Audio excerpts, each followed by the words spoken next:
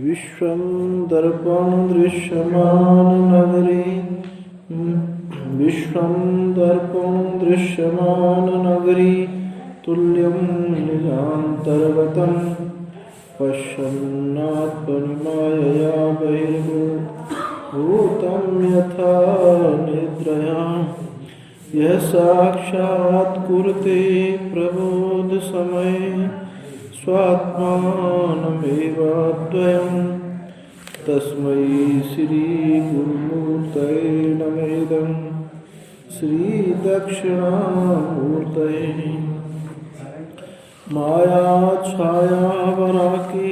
कथमिव लभतां मयि अनन्ते प्रतिष्ठा अस्थाने चेश्वरत्वं दृढहरिहरा हन्तवन्ने स्फुलिङ्गाः अद्वैते द्वैतखेला गगननलिनवत् स्वप्नवत् जीवमेला श्रीपूर्णानन्दवाणी श्रुतिशिखरसुधा स्वनुदीनः पुनातु अखण्डानन्दसम्बोधा पूर्तये ब्रह्ममूर्तये सुधास्मृतसमाश्लिष्ट नेत्रान्तरस्फूर्तये नमः शङ्करं शङ्कराचार्यं केशवं बादरायणं सूत्रभाष्यकृतौ वन्दे भगवन्तौ पुनः पुनः ईश्वरो गुरुरात्मेति मूर्तिभेदविभागिने व्योमव्याप्तदेहाय दक्षिणामूर्तये नमः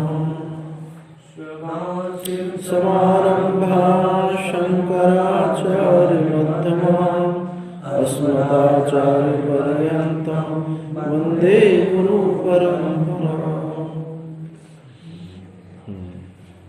पहले अध्याय का पहले पाद का 5वां अधिकरण में 8वां सूत्र प्रारंभ करते हैं। हेयत्वावचनाच्च हेयत्व अवचनाच्च निषेधस्य अनुक्ते च अपि न प्रधानम सच्छब्दवाच्यम। विचार चल रहा था, पूर्व पक्षी क्या है? पूर्व पक्षी इसमें सांख्यवादी है। वो कहता है कि जगत का कारण प्रधान है और सिद्धांत कहता है जगत का कारण ब्रह्म है। तो उसी प्रधान के जगत कारणत्व का निषेध करने के लिए ये सूत्र है हेयत्व अवचनाच्च। हेयत्व अवचनात् निषेधस्य अनुक्ते, निषेध भी नहीं कहा गया है। ऐसे समझे जैसे कोई एक मुख्य आदमी हो, एक छोटी सी उक्ति से समझ में आएगा सूत्र पूरा।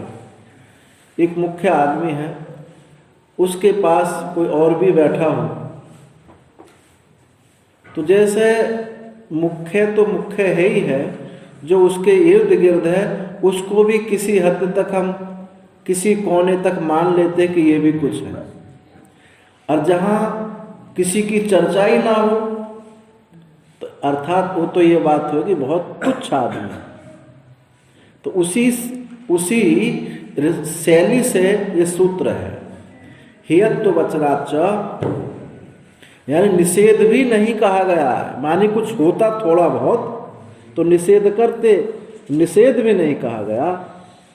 इस शैली से ये सूत्र है। तो प्रधान के ध्यान से मोक्ष नहीं होता ऐसा निषेध भी नहीं किया गया। अतः जो स्थूल अरुंधति न्याय है से भी प्रधान सत्शब्द वाच्य नहीं है।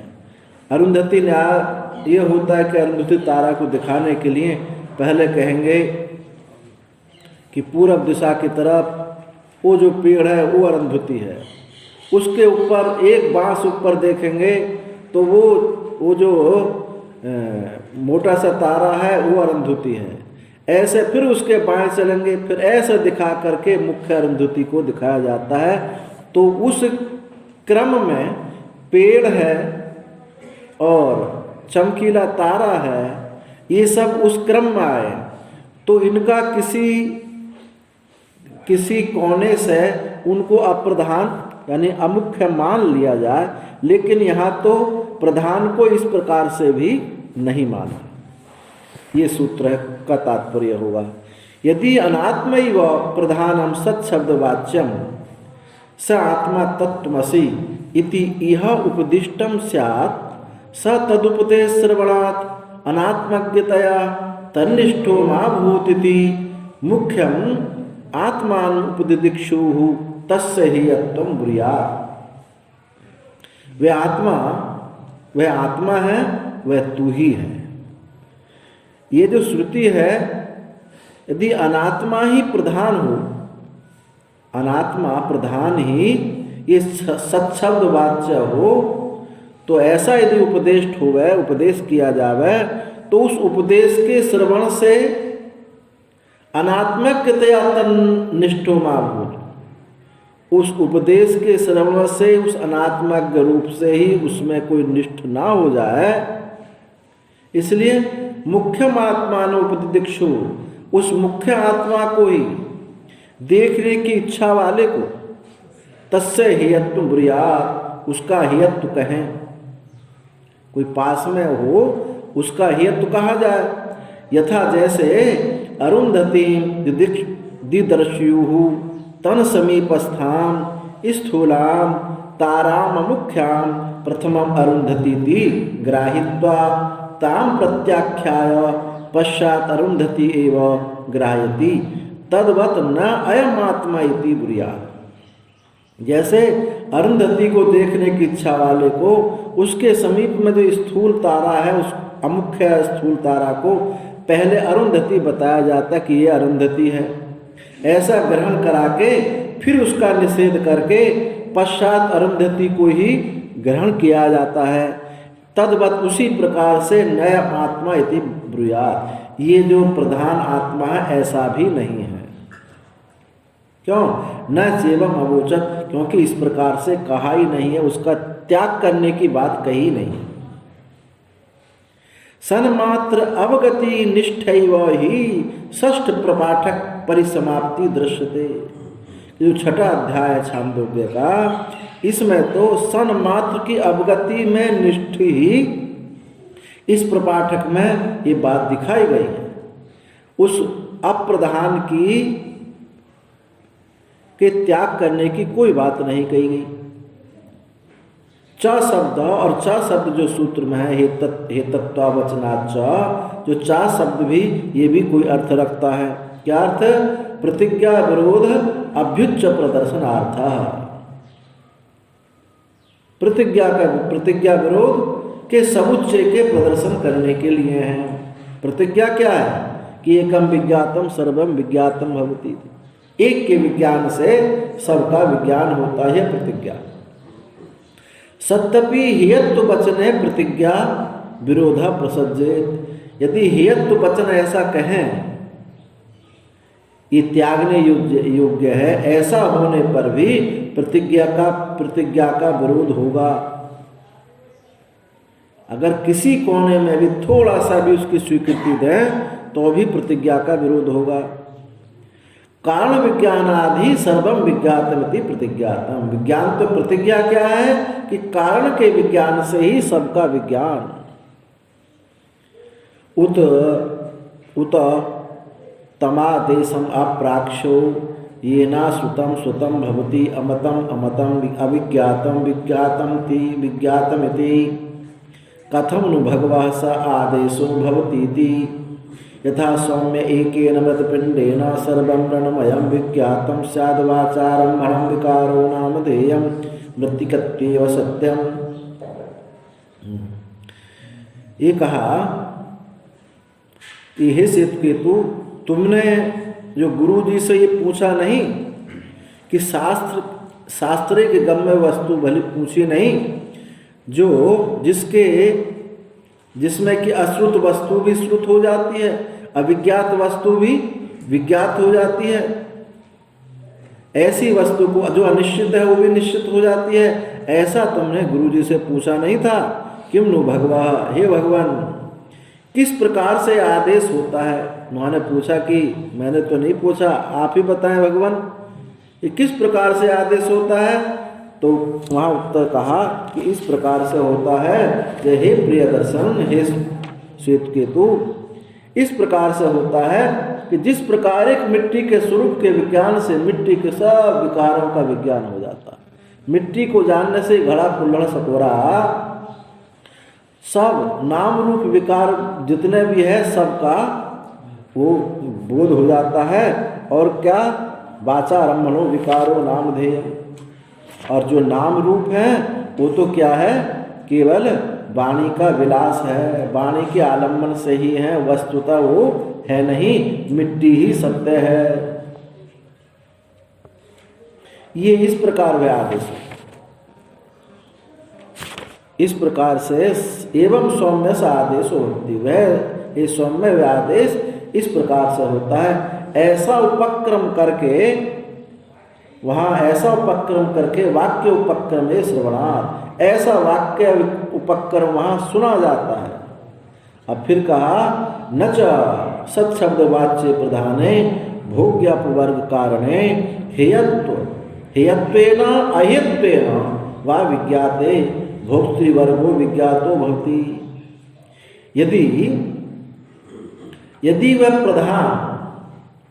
यदि प्रधान सच्छब्द वाच्य हो तो उस भोग्य वर्ग के जितना भोग पदार्थ सब भोग्य पदार्थ के कारण का हे अथवा अहे, त्याज्य अथवा ग्रहण रूप से ज्ञान होने पर भी भोक्तृवर्ग का ज्ञान नहीं हो सकता। भोक्तृवर्ग क्या है, जीव।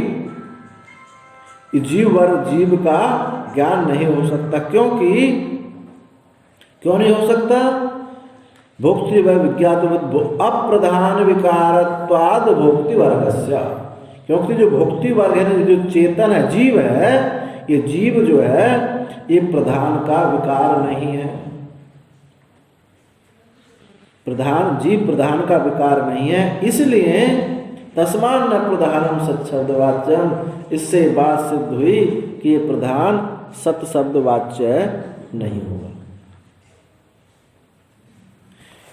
अगर थोड़ा बहुत भी मान के इर्द गिर्द होता तो उसका निषेध किया जाता, यहाँ तो निषेध भी नहीं किया है, बिल्कुल कोई चर्चा ही नहीं है उसकी, केवल सत अधिष्ठान की ही चर्चा है, कारण की ही चर्चा है। अब आगे जो सूत्र प्रारंभ होता है, कुतश्च न प्रधानम सत्शब्द वाच्य, और भी किस कारण से ये प्रधान सत्शब्द वाच्य नहीं है। तो आगे का सूत्र स्वाप्यात् सुषुप्ति काले जीवस्य स्वस्मिन् अधिष्ठाने लय श्रवणात्। सुषुप्ति के समय में जीव अपने अधिष्ठान में ही लय हो जाता है। चेतनमेव सत्शब्द वाच्यम न प्रधानम, इसलिए क्या बात सिद्ध हुई, जहाँ लय हो रहा है अधिष्ठान क्या, वो चेतन ही है। चेतन में ही सत्शब्द वाच्य चरितार्थ होता है, ना कि प्रधान में। तदैव सत्शब्द वाच्यम कारणम प्रकृत्य सूयते, यत्र एतत् पुरुषः स्वपिति नाम सता सौम्य तदा संपन्नो भवति, स्वमपि तो भवति, तस्मादेनं स्वपिति इति आचक्षते, स्वम ही अपि तो भवति इति। वह सत्शब्द वाच्य जो कारण है उसी को, जिसका एक प्रकरण है, उसी प्रकरण करके श्रुति कहती है कि जब सुषुप्ति में पुरुष का स्वपिति ऐसा नाम होता है, स्वपिति ऐसा नाम होता तहे सौम्य, तो वह सत के साथ सता सौम्य तदा संपन्नो भवति, तब वो सत के साथ संपन्न हो जाता, एकीभूत हो जाता है और अपने में लीन होता है। इसलिए उसको स्वपिति नाम कहा है, अपने में लीन होता है। स्वपिति इति एतत् पुरुषस्य लोक प्रसिद्धो नाम निर्वक्ति, ये स्वपिति नाम उसका, उस पुरुष का ये स्वपिति नाम लोक में इसकी प्रसिद्धि है, लोक प्रसिद्धि नाम इसकी है स्वपिति। स्वशब्देन यह आत्मा उच्यते। स्व शब्द से क्या कहा जाता है? जब भी कहा जाए स्व तो आत्मा के लिए ही कहा जाता है, यानी आत्मा में ही लीन हो जाना। यह प्रकृता सत शब्द वाच्या वातस्तमपितो भवति अपिगतो भवति इत्यर्थ। जो जिसका एक प्रकरण है सब प्रकृतः सत शब्द वाच्य तम अपितो भवति अपिगतो भवति इत्यर्थ। ये अपिगत हो जाता है, उसमें लीन हो जाता है। अपि पूर्वस्य इते लयार्थत्वम प्रसिद्धम। जो इण धातु है, इण धातु का किसमें प्रसिद्धि, लय अर्थ में ही इसका प्रयोग होता है। तो स्वपिति यहाँ अपने में ही वो लीन हुआ है, और अपना किसको कहते हैं? आप वो आत्मा होता है। तो अपने आप में ही, चेतन में ही लीन हो जाने से ये स्वपिति है, इसलिए प्रधान जगत का कारण नहीं हो सकता है। प्रभाव्यौ इति उत्पत्ति प्रलयौ प्रयोग दर्शनात् मनः प्रचार उपाधि विशेष संबंधात् इंद्रियार्थान ग्रहण तद विशेषापन्नो जीवो जागृति। प्रभाव्यौनि उत्पत्ति और लय। लय भी उत्पत्ति जो प्रलय है वो भी, उसका भी प्रयोग देखा जाता है। उसी से जागृति होती है और उसी में ये सब लीन हो जाता है। तब मन प्रचार, जो मन का प्रचार है, क्या है मन का प्रचार? उपाधि विशेष संबंधान इंद्रियार्थान ग्रहण। तो मन का प्रचार है इंद्रियों द्वारा जो बुद्धि का परिणाम है उपाधि, इन उपाधि विशेष के संबंध से विषयों को वो ग्रहण करता है। मन जब इंद्रियों को, इंद्रिय रूपी उपाधियों को लेकर के इन इंद्रियों से ही विषयों को ग्रहण करता है, शब्द स्पर्श रूप रस गंध आदि, तद विशेषापन्न, फिर उनसे युक्त होकर के वो क्या कहा जाता है? जीवो जागृति, की ये जीव अब जागता है, अभी जागृत अवस्था है। इंद्रियों के साथ संबंध हो, सन्निकर्ष होने पर तभी जागता है। अतद वासना विशिष्ट, अब इंद्रियां नहीं है, उन विषयों की वासना मन में है, तो तद वासना विशिष्ट जो है स्वप्नों को देखता हुआ, तब उसको मन शब्द वाच्य होता, अर्थात स्वप्न कहा जाता है। मन शब्द वाच्य स्वप्न कहा जाता है। तो स उपाधि द्वयोर, ये दो उपाधि हुई, एक जागृत और एक सुषुप्ति। जागृत और ये स्वप्न, एक ग्रहण, एक स्थूल रूप से ग्रहण है, एक सूक्ष्म रूप से ग्रहण है, दोनों ग्रहण ही। अब यहाँ सुषुप्ति को उपाधि नहीं बताई, ध्यान रखें। सुषुप्ति को, सुषुप्ति में तो सदा संपन्न भक्ति अपने से एक हो जाता है, एक होता है। तो स उपाधि द्वय उपरमें, इन दोनों उपाधियों के उपराम हो जाने पर सुषुप्त अवस्थायाम उपाधिगत विशेष अभावात्, सुषुप्ति अवस्था में उपाधिगत विशेषों के अभाव होने से स्वात्मनि प्रलीना इवैति, अपने आत्मा में लीन सा होता है। स्वयं ही अपितो भवति, तो क्या कहता? स्वयं अपने में ही, स्वयं ही अपितो भवति, अपने में ही लीन हो गया, ऐसा कहा जाता है। जैसे जागृत और स्वप्न तो खूब महसूस होते हैं, तो सुसुप्ति कितने आवत है, हरेक आवत है या कठिन क्षण मात्र आवत है? हरेक को तो शायद हर, मैं तो समझता हूँ हर आदमी सोवे ना तो पागल हो जाएगा। यदि गहरी निद्रा किसी को ना आवे तो मैं समझता हूँ कि वो आदमी पागल हो जाएगा। जब सबको आती है सुसुप्ति,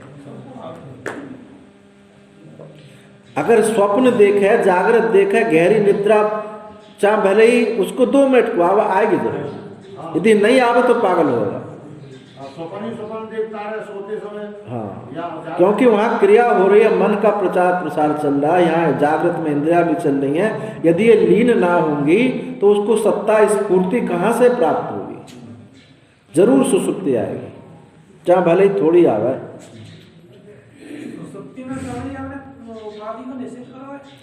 हाँ, मैं यही ठीक आपने सोचा।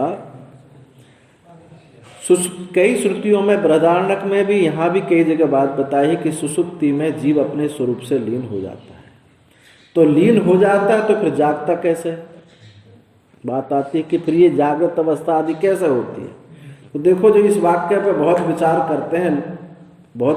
करते हैं कि मैं सुख से सोया, मुझे कुछ भी पता नहीं था, तो मुझे कुछ भी पता नहीं था, ये सब तभी वहाँ साक्षी चैतन्य मौजूद है, परंतु अंतःकरण वहाँ लीन हुआ। जैसे पानी में कोई डूब जाए तो आवाज़ नहीं लगा सकता, ऐसा कहते हैं ना।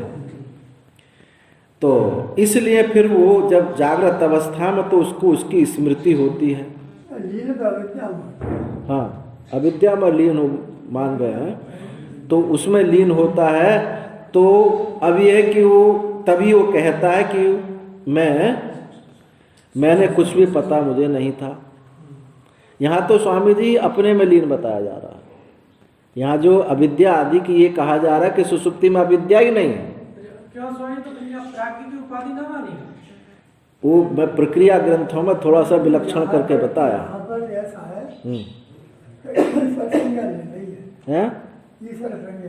हाँ, ईश्वर तो चेतन ही होता है। ईश्वर तो अविद्या नहीं होता, चेतन ही होता है। हाँ, उपाधि होती है, माया उपाधि है उसकी। पर एक बात और इसमें हम देखो विचार करें, सुषुप्ति को आप आभास्य भाष्य मानते हैं या साक्षी भाष्य मानते हैं?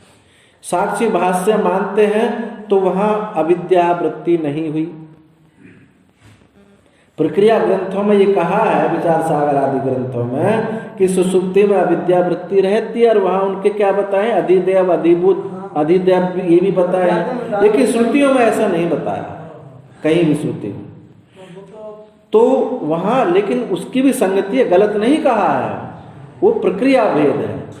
वो आभासवाद की प्रक्रिया से वही बात बताई जानी चाहिए जो बताई है, परंतु जब दृष्टि सृष्टि बात की बात कही जाएगी तो बात वो छोटी पड़ जाएगी, फिर उसका महत्व नहीं रहेगा। कैसे इसमें बताएं, देखो तो है। हाँ, दृष्टि सृष्टिवाद में वहाँ अज्ञात सत्ता कुछ भी नहीं है। हमने देखा तो दिखाई दिया, अन्यथा नहीं है। तो ये जो मैं सुख से सोया, मुझे कुछ भी पता नहीं था, ये जो वाक्य है तात्कालिक अध्यास वाक्य है। अब तो कोई शंका नहीं रहेगी, सुषुप्ति बोध स्वरूप है, तात्कालिक अध्यास हुआ और मैं सुख से सोया, मुझे कुछ पता नहीं, क्योंकि सारा दृश्य प्रपंच ये है, अज्ञात सत्ता कुछ भी नहीं है, ज्ञात सत्ता ही है। क्योंकि दृष्टि सृष्टिवाद में काल की प्रधानता है, आभासवाद की प्रधानता, आभासवाद की प्रक्रिया में जो है देश की प्रधानता है, और अवच्छेदवाद की प्रक्रिया में वस्तु की प्रधानता है। नहीं, अवच्छेदवाद की प्रक्रिया में देश की प्रधानता है, और आभासवाद की प्रक्रिया में वस्तु की प्रधानता है, और दृष्टि सृष्टिवाद में काल की प्रधानता है। यदि हम ऐसा कहें कि सुषुप्ति में अविद्या है ही नहीं, तो जब अविद्या वहाँ नहीं है तो वहाँ प्रक्रिया लागू क्या होगी? दृष्टि सृष्टिवाद के, कुछ रहा ही नहीं। सुषुप्ति को बोध स्वरूप मानकर बृहदारण्यक में बहुत जगह कही है कि अविद्या नहीं है, अविद्या नहीं है। वो कहते हैं तात्कालिक अध्यास उत्पन्न होता है। अब इसमें फिर कोई कहे जब तात्कालिक अध्यास हुआ तो शुद्ध बोध स्वरूप में तो प्रतिष्ठित हुआ नहीं। बोध स्वरूप में प्रतिष्ठित हो तब फिर काय को तत्काल अध्यास हो जाता है। तो इसको हम ऐसे समझें कि जो अविद्या है अनादि है, अविद्या है अनादि है, हम अपने स्वरूप में प्रतिष्ठित है। जब इस अनादि अविद्या से संयोग हुआ तभी हमारा जीवत्व, अन्यथा जीवत्व है ही नहीं। सुषुप्ति में जीवत्व नहीं है, क्योंकि अविद्या आदि, और पीछे भी आप सुन के आए हैं, अविद्या क्या है? अध्यासी अविद्या है। पीछे उसमें आया था ना, अध्यासी अविद्या है। तो जब यानी बीज को और कार्य को दोनों को एक करके अविद्या कहा है। तो आभासवाद की प्रक्रिया से ये बात बिल्कुल सही है कि सुषुप्ति में अविद्या में ये सब लीन हो जाता है और अविद्या वहाँ अज्ञात वृत्ति रूप में रहता है, तभी कहता है कि मैं सुख से सोया, मुझे कुछ पता नहीं था। परंतु श्रुति और स्वरूप अधिभूत हो जाता है, स्वरूप अधिभूत हो जाता है, स्वरूप अधिभूत हो जाता है, तभी सुखभास होता है। हाँ, सुखभास होता है। वहाँ जो त्रिपुटी बताई है वो आभासवाद से सेट होती है और विचार सागर पंचदशी आदि ग्रंथ आभासवाद की प्रक्रिया के ग्रंथ है। यहाँ जो बात कही जा रही है ये दृष्टि सृष्टिवाद से कही जा रही है। जिस स्वामी जी प्रकरण तब चलो मंडलेश्वर जी आए गए ब्रह्मसूत्र का बोले तब मेरे काम आ गई पैसा और जो अपवाद कह रही है वो तो अपवाद। क्या मान क्या कहा मंडलेश्वर जी ने? उन्होंने ये कहा था कि सुसुप्ति में त्रिपुटी नहीं बनती है। हाँ, वही तो हम भी कह रहे हैं, स्वामी ने हाँ हम भी यही कह रहे हैं। विचार सागर में स्वामी ने कहा कि त्रिपुटी वहाँ है अविद्या का जो प्रतिबिंब है। भाष्यकार का जो जोर है भाष्य में वो दृष्टि सृष्टिवाद पर जोर है। अब बृहदारण्यक उपनिषद में आप देखेंगे वहाँ कितनी जगह इतना स्पष्ट कहा कि सुसुप्ति में अविद्या नहीं रहती है, सदा सत संपन्न, सत से संपन्न हो जाता है। कुछ बातें ऐसी हैं लोक में देख लेंगे तो ऊपर बात ना पावे लोक में जी ऐसे कि कोई मनुष्य पूर्व जन्म की बात कहता है, उसे सिद्ध करता है तो बात सिद्ध ना होगी, माँ उसे अपवाद मात्र कह देते हैं।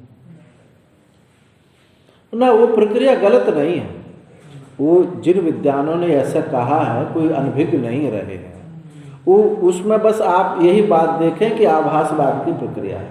आभासवाद में आपको वस्तु की प्रधानता है, वहाँ कहीं ना कहीं थोड़ा बहुत वस्तु का लेस दिखाई पड़ता है, इसलिए वहाँ अधिभूत, अधिदैव और अध्यात्म वहाँ त्रिपुटी वहाँ बनेगी। और दृष्टि सृष्टिवाद में वहाँ अज्ञात कुछ भी नहीं, जिस समय देखा उसी क्षण में वो हाँ। और क्योंकि एक नहीं अनेकों श्रुतियों में कहा है वो सत के साथ संपन्न हो जाता है। और देखो सुषुप्ति में जो सुख हमको मालूम पड़ा है, अभाव मालूम पड़ा है, वो साक्षी भाष्य है या आभास भाष्य है? साक्षी भाष्य। जो साक्षी भाष्य है तो स्पष्ट हो गया कि वृत्ति नहीं हुई। कर्णेन बिना पश्यति साक्षात पश्यति, तो वृत्ति नहीं है। और वृत्ति तो अभिव्यंजकत्व को ही कहते हैं। अज्ञान का परिणाम, अंतःकरण का परिणाम कोई वृत्ति कहते हैं और उसमें भी शर्त लगा दी कि अभिव्यंजक होना चाहिए। परिणाम तो सुख दुख आदि भी है ना, परंतु सुख दुख होने पर किसी का अभिव्यंजकत्व नहीं करते।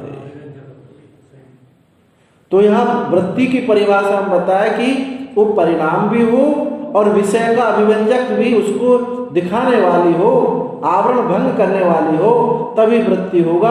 अज्ञात वृत्ति आवरण किसका भंग करेगी? तो वृत्ति शब्द चरितार्थ ही नहीं हुआ। सही है। वृत्ति शब्द चरितार्थ नहीं होता है, तो वृत्ति त्रिपुटी, इसीलिए त्रिपुटी नहीं है। तो यहाँ यही कहना होगा कि दृष्टि सृष्टिवाद से सुषुप्त ये बात कही जा रही है, और वहाँ विचार सागर पंचदशी और भी ग्रंथों में बात कही है, वो वहाँ आभासवाद की प्रक्रिया होगी अथवा अवच्छेदवाद की प्रक्रिया होगी। वो उस प्रक्रिया के अनुसार वो बात बिल्कुल सही है। और यहाँ दृष्टि सृष्टिवाद से बात की, इसलिए सत्य के साथ संपन्न हुआ है। वहाँ दो ही उपाधि, दो ही वो है, एक जागृत की और एक स्वप्न की। सुषुप्ति में अपने से एक है। दक्षिण भारत में एक संत हुए हैं, बहुत लोग उन्होंने तो बात ठीक कही, परंतु उनके अनुयायी इस बात को समझे नहीं, तो कुछ और बोलने लगे।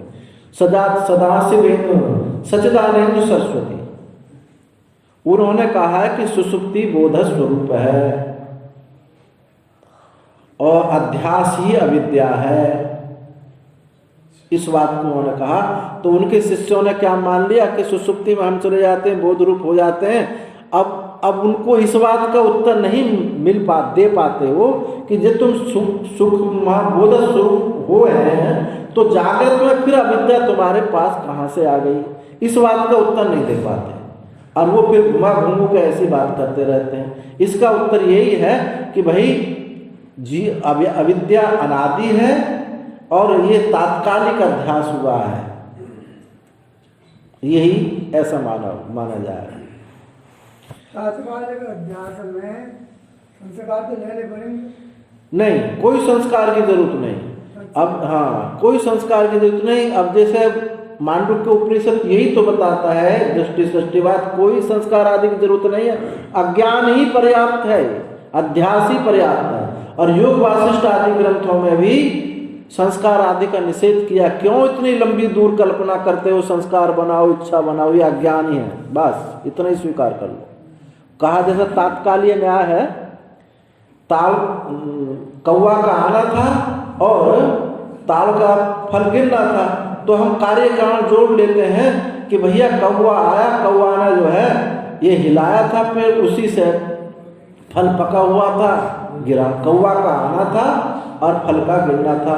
ये असली बात तो ये है कि भाई एक सुयोग ऐसा बन गया, कौवा का आना था, फल गिरना था, कौवा ने नहीं गिराया। जब हम संस्कार स्वीकार कर लेते हैं, कारण को स्वीकार कर लेते हैं, तो हमारी बुद्धि कारण को खोजती रहती है, फिर हम इस बोध से अलग हट जाते हैं।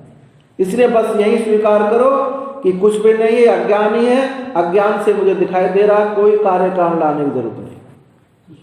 ये प्रौढ़ चिंतन ये एक शंका हुई। हाँ, जैसे जीवरी को ज्ञान भयो, हाँ, तो सर्व की तत्काल निवृत्ति होगी, तो ऐसे आत्मज्ञान होने पर या शरीर की तो प्रतीति हो, प्रतीति रहे, उससे क्या तात्पर्य है?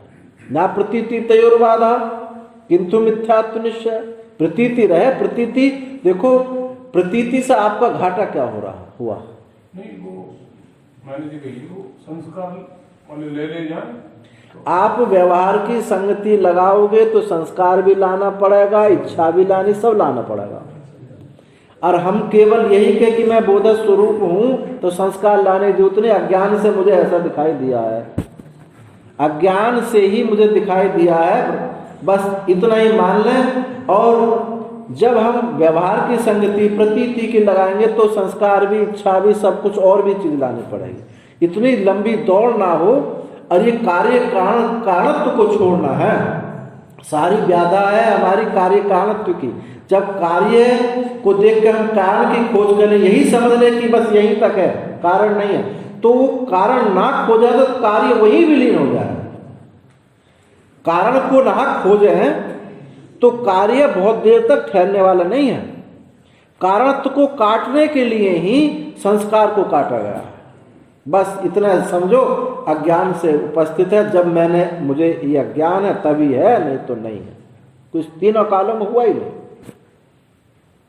अच्छा स्वामी जी, आपने जैसे ये कहा तात्कालिक अध्यास है, हाँ, सुसुप्ति में, हाँ, हाँ, जाग जैसे सुसुप्ति में तो कुछ मालूम नहीं पड़ा।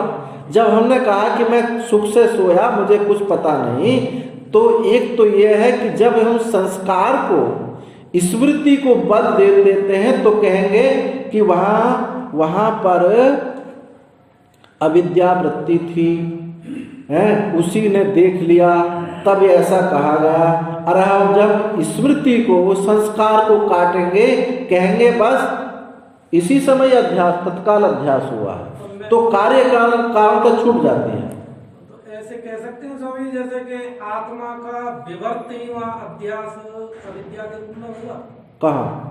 सुसुप्ति में। यहाँ तो कहा जा रहा है कि सुसुप्ति में कोई अध्यास अविद्या है ही नहीं। है ही नहीं। हाँ, तो फिर स्वामी जैसे जागृत में आके कहते हैं कि मैं सुख से तो अवस्था अगर लगता होगा सुप्ति का। जी स्वामी जी, सुप्ति अवस्था जो है, हाँ, नहीं, वो अवस्था मान नहीं रहे ना, अवस्था नहीं मान रहे ना, उसको बोध स्वरूप मान रहे हैं, सत के साथ संपन्न हो गया। जब बात होगी तो वो अवस्था का लोक होगा।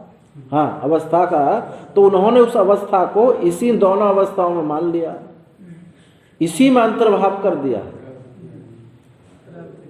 सुसुप्ति में। और ये जो श्रुतियां हैं, एक नहीं अनेक श्रुतियां हैं इसमें। शुद्धि कर रही है सुसुप्ति को।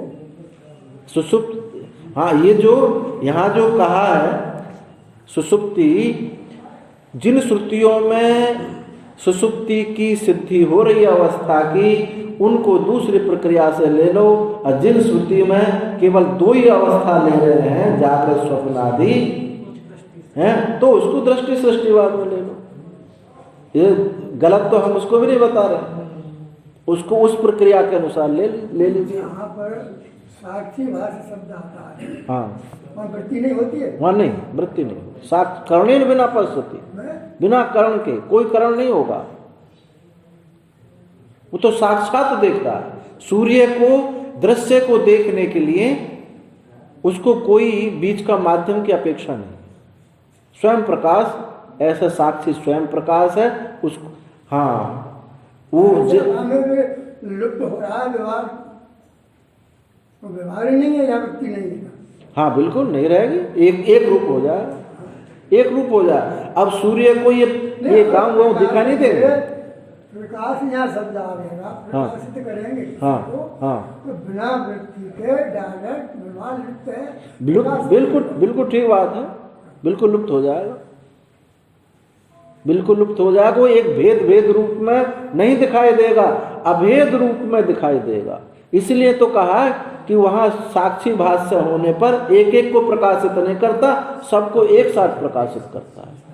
एक साथ प्रकाशित होना और एक एक को प्रकाशित करने में अंतर होगा। साक्षी भाष्य, हाँ, साक्षी भाष्य, हाँ, तो है ही नहीं, वो किस वृत्ति के द्वारा दिखाई दे, किस वृत्ति के, माने वो कोई वृत्ति नहीं बन रही ना, सुख दुख जो है उस कोई वृत्ति के माध्यम से थोड़ी दिखाई दे रहे हैं। साक्षी भाष्य, हाँ, तो वहाँ तो वृत्ति है, नहीं है वृत्ति अंतःकरण ना, अंतःकरण जो सुख दुख आदि है वो वृत्त्यात्मक पूरा का पूरा समूचा अंतःकरण दृश्य हो गया है। स्वप्न में भी वहाँ वृत्ति नहीं होती, अंतःकरण पूरा का पूरा सुख दुखात्मक जो है वो दृश्य है, वो करण के रूप में काम नहीं कर रहा।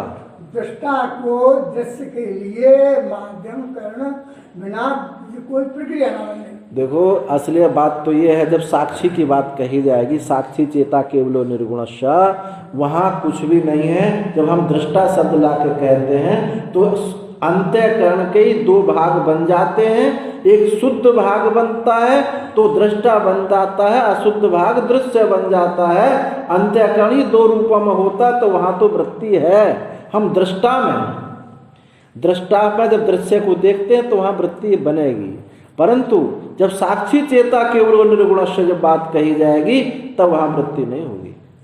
मैं तो इतनी बात कर रहा हूँ, माँ तो बन गई ना, या दृष्टा बनेगा, हाँ, वृत्ति वहाँ बनेगी, वहाँ अंतःकरण का बाद नहीं हुआ है।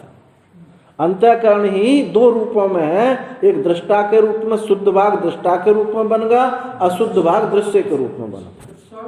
फिर वाणी का विषय ही ना है, मतलब फिर उपाधि हट जाएगी तो फिर वाणी का विषय ही नहीं रहेगा।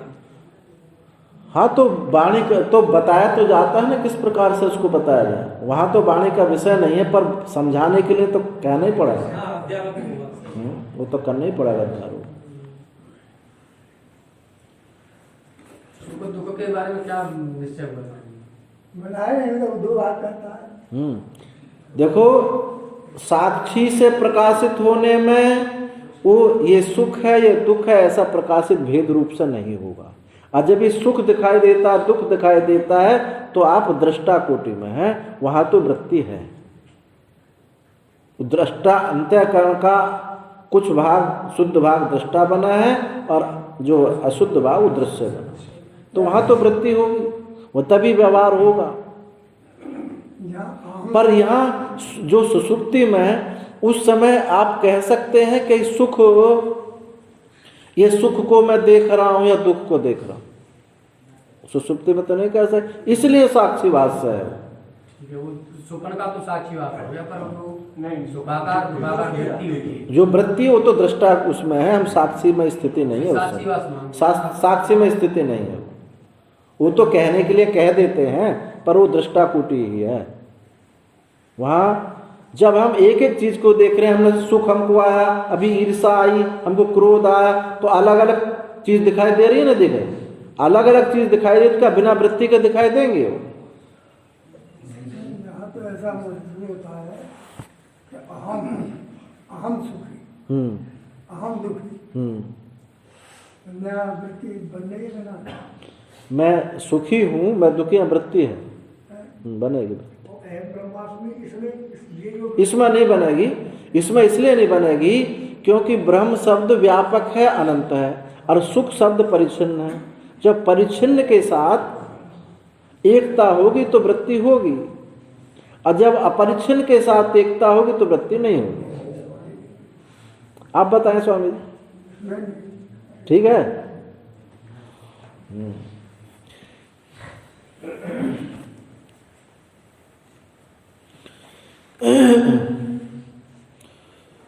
क्या चले? द्वयम् प्रमे सुसुप्ति अवस्थायाम उपाधिकृत विशेष अभावात् स्वात्मनि प्रलीना इति। दोनों का उपराम हो जाने पर, व उपाधि दोनों के उपराम हो जाने पर सुसुप्ति अवस्था में उपाधिकृत विशेष अभाव, उपाधिकृत जो थी उनका विशेष अभाव हो जाने से स्वात्मनि प्रलीना इव इति, अपने में ही लीन सा होता है। स्वयं अपितो भक्ति, स्वयं वो अपित होता है। यथा हृदय शब्द निर्वचनम श्रुतिया, जैसे श्रुति से हृदय शब्द का निर्वचन देखा गया है। कैसे देखा गया है? सवा एष आत्मा हृदय तस्य एतदेव निर्वक्तम हृदय अयमिति।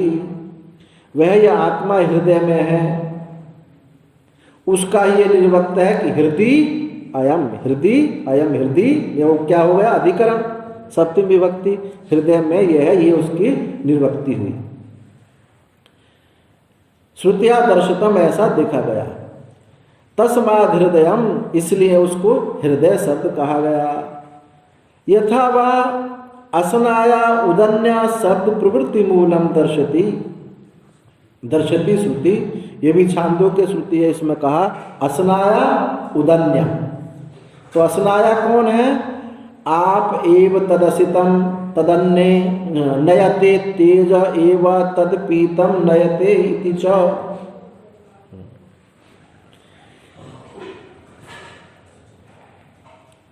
आप जल पुरुष, जो पुरुष है, जल पुरुष से खाया हुआ जो अन्न है उसको द्रवीभूत करके, जो हमने अन्न भोजन किया है वो जल पीएंगे तो द्रवीभूत करके उसको रसादी रूप से उसका परिणाम कर देता है। तो तेज ही उस जल को शोषण करके रक्त और प्राण रूप से लाता है। इसलिए उसको क्या कहा? इस प्रकार अपने में अर्थात सत शब्द वाच्य आत्मा में जीव जो है आत्मा में लीन हो जाता है। तो उदन्या शब्द जो है, जो खाया हुआ है उसको ले जाने वाला है। तो ये निर्वक्ति हुआ ऐसे ही जैसे कि हृदय शब्द की निर्वक्ति हुई, ऐसे ही असनाया और उदन्या शब्द की भी ये निर्वचन होता है। जलाभिमानी देवता ले जाएगा अन्न को द्रवीभूत करने के लिए। यह अभिमानी देवता, यहाँ तो केवल इतना बताना अभिप्राय है। शब्द की व्युत्पत्ति बता, जैसे हृदय शब्द बताया, हृदय में यह है तो हृदय शब्द बना। ऐसे ही असनाया उदन्या, जो खाया है उसको ले जाने वाला, जो खाता है, असनाया उदन्या शब्द। ये असलियत में क्या, वहाँ पूरा प्रसंग देखोगे ना छांदोग्य में, तो वहाँ से स्पष्ट होता है पूरा। तो असनाया और उदन्या शब्दों का निर्वचन श्रुति ये दिखलाती है कि जल पुरुष से जो खाया हुआ अन्न को द्रवीभूत करके रसादी रूप से परिणाम कर देती है, और तेज ही उसे जल को शोषण करके रक्त और प्राण रूप से ले जाता है। तो जैसे वहाँ उसकी निर्वक्ति हुई है, ऐसे हृदय शब्द की हुई है। ऐसा कहने से तात्पर्य है यहाँ अभिमानी देवता आदि लाने की कोई आवश्यकता नहीं। उसी प्रकार अपने में अर्थात सत शब्दवाच्य आत्मा में, सत शब्दवाच्य आत्मा में वो लीन हो जाता है। स्वयं स्वात्मानं सत शब्दवाच्यमपितो भक्ति इति इमम अर्थम स्वपीति नाम निर्वचनम तदर्शति। ऐसा ये अर्थ स्वपिति, स्वपिति नाम जो है ये निर्वक्ति होती है, उसका निर्वचन होता है कि स्वयं में लीन हो जाना, स्वयं में लीन हो जाना, हृदय में रहना, हृदय के समान ही स्वपिति नाम की ये व्युत्पत्ति है। न च चेतन आत्मा चेतनम प्रधानम स्वरूपत्वेन प्रतिपद्येत, और जो चेतन आत्मा है अचेतन प्रधान स्वरूप रूप से प्राप्त नहीं होता। चेतन का आत्मा चेतन कैसे होगा? इसलिए प्रधान जगत का कारण नहीं हो सकता है। यदि पुनः प्रधानमेव आत्मीयत्वात् स्वशब्देन उच्येत एवं अपि चेतन अचेतनम अपि इति विरुद्धम आपद्येत। यदि प्रधान कोई आत्मीय रूप से स्व शब्द से उसको कहा जाए, प्रधान कोई स्व शब्द से आत्मीय रूप से यदि उसको कहा जाए, तो इस प्रकार चेतन, तो इस प्रकार क्या होगा? चेतन अचेतन अपि, चेतन अचेतन भी, चेतन जो है अचेतन में ही लीन होगा अप्येति। और ये बात संभव है नहीं, क्योंकि विरुद्धम आपे तो विरुद्ध बात हो जाएगी कि चेतन अचेतन में कैसे लीन होगा। इसलिए ये सब का सब जो लीन होता है अपने आपा में लीन होता है, अविद्या में लीन नहीं, सुषुप्ति अवस्था में। ये कहने का तात्पर्य हुआ इस वाक्य का। श्रुत्यंत्र च, और दूसरी श्रुति भी है, प्राज्ञेन आत्मना संपरिष्वक्तो न बाह्य किंचन वेदनांतरम। ये कहा कि दूसरी श्रुति कहती है कि सुषुप्ति अवस्था में चेतन में जीव का लय दिखला, चेतन का जीव में, चेतन में जीव का लय हो जाता है। इस श्रुति से भी सिद्ध बात होती है, प्राज्ञेन आत्मना संपरिष्वक्त्व न बाह्य किंचन वेदनांतरम, बाहर भीतर कुछ भी नहीं, वो चेतन में ही ये जीव लीन हो जाता है। इस कारण जिसमें सब चेतनों का लय होता है वह क्या है? वही जो सुषुप्ति अवस्थायाम चेतन अप्ययम दर्शति, सुषुप्ति अवस्था में चेतन में ही सबका लीन हो जाता है। अतः यस्मिन्नप्य सर्वेषां चेतनां तच्चेतनम तत्शब्दवाच्यम जगत कारणम न प्रधानम। इससे ये बात सिद्ध हुई कि जिसमें लय होता है उस सब चेतनों का वही आत्मा होता है। तच्चेतन सच्छब्दवाच्य है, वो चेतन जो है सच्छब्दवाच्य जगत का कारण वही चेतन है, ना कि प्रधान जगत का कारण है। सुसुप्ति में सामने जीव संज्ञा नहीं रहती, नहीं रहती। जब वहाँ अध्यास नहीं है तो जीव संज्ञा नहीं। बीज रूप से तो रहता स्वामी। फिर हम ना कारण को स्वीकार करेंगे तो सब रहेगा। कारण को स्वीकार, हम कहते हैं यही जितना है यहीं तक देखो। अब जब कार्य कारण हम जोड़ देंगे तो अपने को पीछे फेंकेंगे, कुछ ना कुछ होगा। हम कार्य कारणता से ही, तो जब हमने कार्य को देख कर कारण की खोज करनी शुरू करते हैं तो हम उस समय वहाँ से हट जाते हैं। और जब हम कार्य छोड़ करके वहीं छोड़ देंगे तो उसके प्रति महत्व बुद्धि खत्म हो जाएगी और उसके प्रति आकर्षण खत्म हो जाएगा। जैसे किसी के आदमी, कहीं कोई आदमी घर में कोई मर जाए हैं, कारण की सिद्धि भरी ना है, तो कारण की खोज करिए ना, कारण की सिद्धि विचार करेंगे जैसा एक साथ हो गया। हाँ, कारण की सिद्धि हम करेंगे तो कार्य में आपकी दृढ़ता होगी, और कार्य में दृढ़ता होगी तो आप उससे अलग नहीं हट सकते। ये कार्य कारण का जो बीच की जो है कि कार्य से कारण को हम पकड़े जा रहे हैं, यही हमको तो काटना है। मतलब अजातवाद ही है अजातवाद की सिद्धि है। अजातवाद तो नहीं, दृष्टि सृष्टि। अजातवाद का और परिष्कृत रूप अजातवाद, और थोड़ा सा और उत्कृष्ट इससे होगा, दृष्टि सृष्टि। अब जैसे सामान्य रूप से कहीं किसी के यहाँ कोई आदमी मर जाए तो क्या कहते हैं, अरे भैया ऐसे ही होना था, तुम ज्यादा मत सोचो आगे। तो क्या होगा, उसका जो उसमें जो दुख था उसी समय हल्का हो जाए। और जब हम कारण कहेंगे भैया ऐसा हुआ था ऐसा था, तो फिर वो और प्रबल हो जाता है। तो कार्य, इस कार्य कारण को श्रुति ने भी कहा है, कार्य कारण मिथ्या, व्याप्य व्यापकता मिथ्या। ये तेजोबिंदु उपनिषद में एक मंत्र है।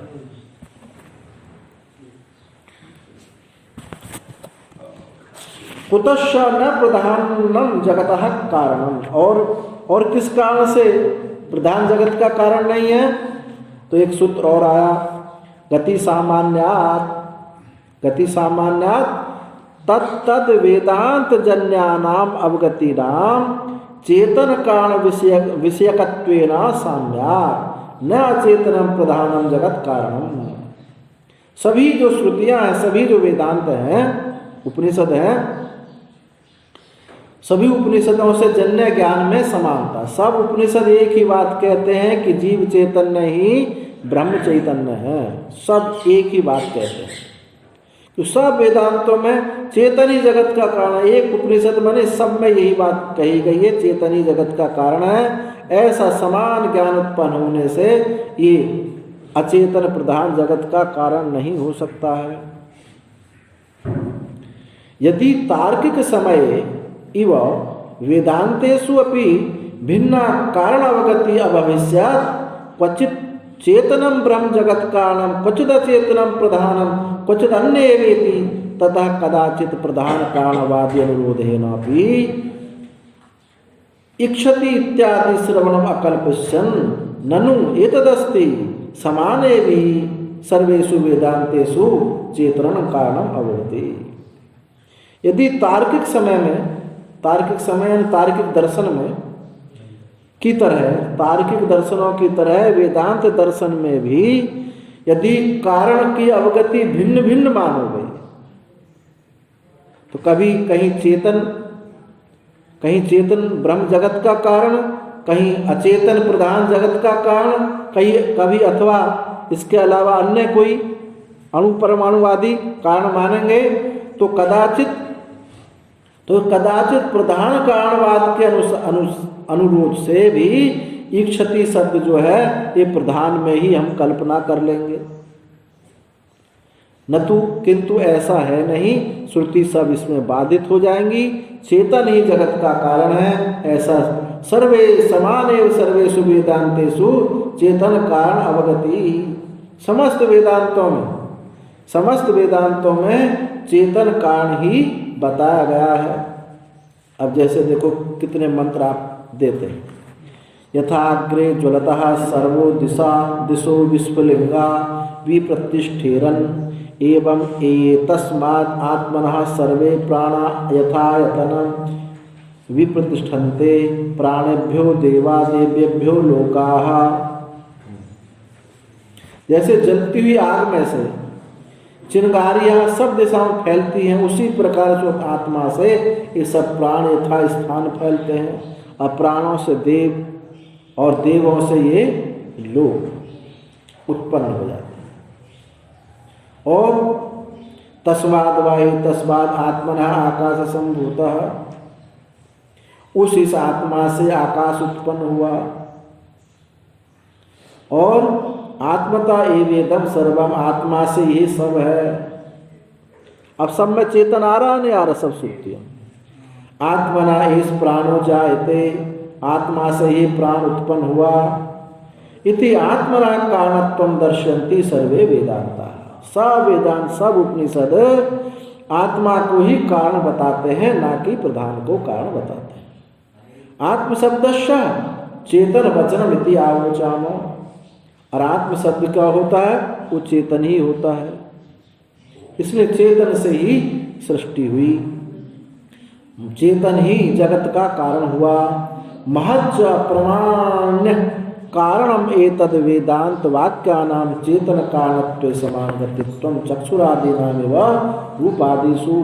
महान प्रमाण्य कारण, यह जो वेदांत वाक्यों का चेतन कारणत्व में, वेदांतों का चेतन को कारण मानने में महान प्रमाण कारण है।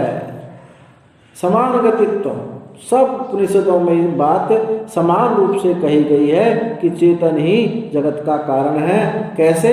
चक्षुरादि नाम व रूपादिषु, जैसे रूप को देखने के लिए कहा जाता है कि आँख ही प्रमाण है, कान नाक आदि नहीं है, ऐसे ही जगत के कारणत्व के विषय में समस्त उपनिषद एक ही बात कहते हैं कि जगत का कारण चेतन ही है।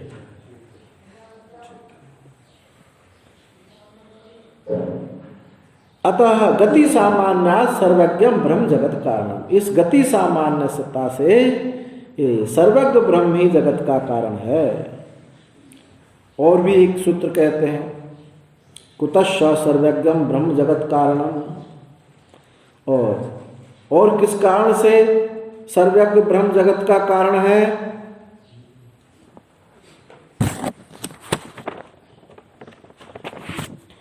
श्रुतत्वाच्च, श्रुतत्वाच्च, श्रुतत्वात् स कारणम करणाधिपाधिपो इत्यादि श्रुति, जो श्वेतास्तुर श्रुति है। जगत कारण सर्वज्ञ, जगत का जो कारण है वो सर्वज्ञ सुना गया है, और प्रधान जो है सर्वज्ञ नहीं होगा। ब्रह्म ही जगत का कारण है, न अचेतनम, अचेतन प्रधान नहीं होगा। स्व शब्देनैव च सर्वज्ञ ईश्वरो जगत कारणमिति सूयते। श्वेताश्वतराणाम मंत्रोपनिषदि सर्वज्ञम ईश्वरम प्रकृत्या स कारणम करणाधिपाधिपो न चास्य कश्चित् जनिता न चाधिपः। स्व शब्द से उस सर्वज्ञ ईश्वर ही जगत का कारण है। स्व शब्द से सर्वज्ञ ईश्वर ही जगत का कारण है, ऐसा श्रुति कहती है। कौन सी श्रुति कहती है? श्वेतास्त्र। श्वेतास्त्र उपनिषद क्या है? ये संहिता उपनिषद है, मंत्र उपनिषद है। ईशावास्य उपनिषद मंत्रोपनिषद और श्वेतास्त्र उपनिषद भी मंत्रोपनिषद। मंत्रोपनिषद ज्यादा प्रबल हो जाता है। उपनिषद में सर्वज्ञ ईश्वर ही का ही प्रकरण करके कहा, स कारणम करणाधिपाधिपो न चास्य कश्चित् जनिता न चाधिपः। वह सर्वज्ञ परमेश्वर ही कारण है, वह जीवों का क्या है? अधिष्ठाता है, उसका कोई उत्पादक नहीं है, और अथवा उसका कोई अधिष्ठाता भी सिद्ध नहीं होता। वही जगत का अध्यक्ष है, जो कुछ है वही है। तस्मात् सर्वज्ञम ब्रह्म जगत कारणम, इसलिए जगत का कारण जो है वो सर्वज्ञ ब्रह्म ही सिद्ध होता है। न अचेतनम प्रधानम अन्यद्वा इति सिद्धम, इसलिए अचेतन प्रधान अथवा अन्य कोई अणु परमाणु आदि कुछ माने तो वो जगत का कारण नहीं हो सकता। अब ये अधिकरण पूरा हुआ। इसमें मुख्य मल्ल कौन था? किससे युद्ध हुआ अपना? सांख्यवाद। सांख्य से सांख्य को परास्त किया। अब आगे आनंदमय अधिकरण शुरू होता है। इसमें भी कई सूत्र हैं, 12 से लेकर के 19 तक। इसमें आचार्य ने 2 वर्णक लिखे। एक दोनों वर्णक जो लिखे गए हैं उसके पीछे तात्पर्य है, क्योंकि बहुत जगह आनंदमय शब्द का प्रयोग हुआ है, तो इसलिए 2 वर्णक लिखने आवश्यक हुए। और एक बात और है कि जो वैयासिक न्यायमाला है उसमें भी अधिकरण 2 अधिकरण ही उसमें बताए, माने एक ही अधिकरण के 2 वर्णक वहाँ बताए।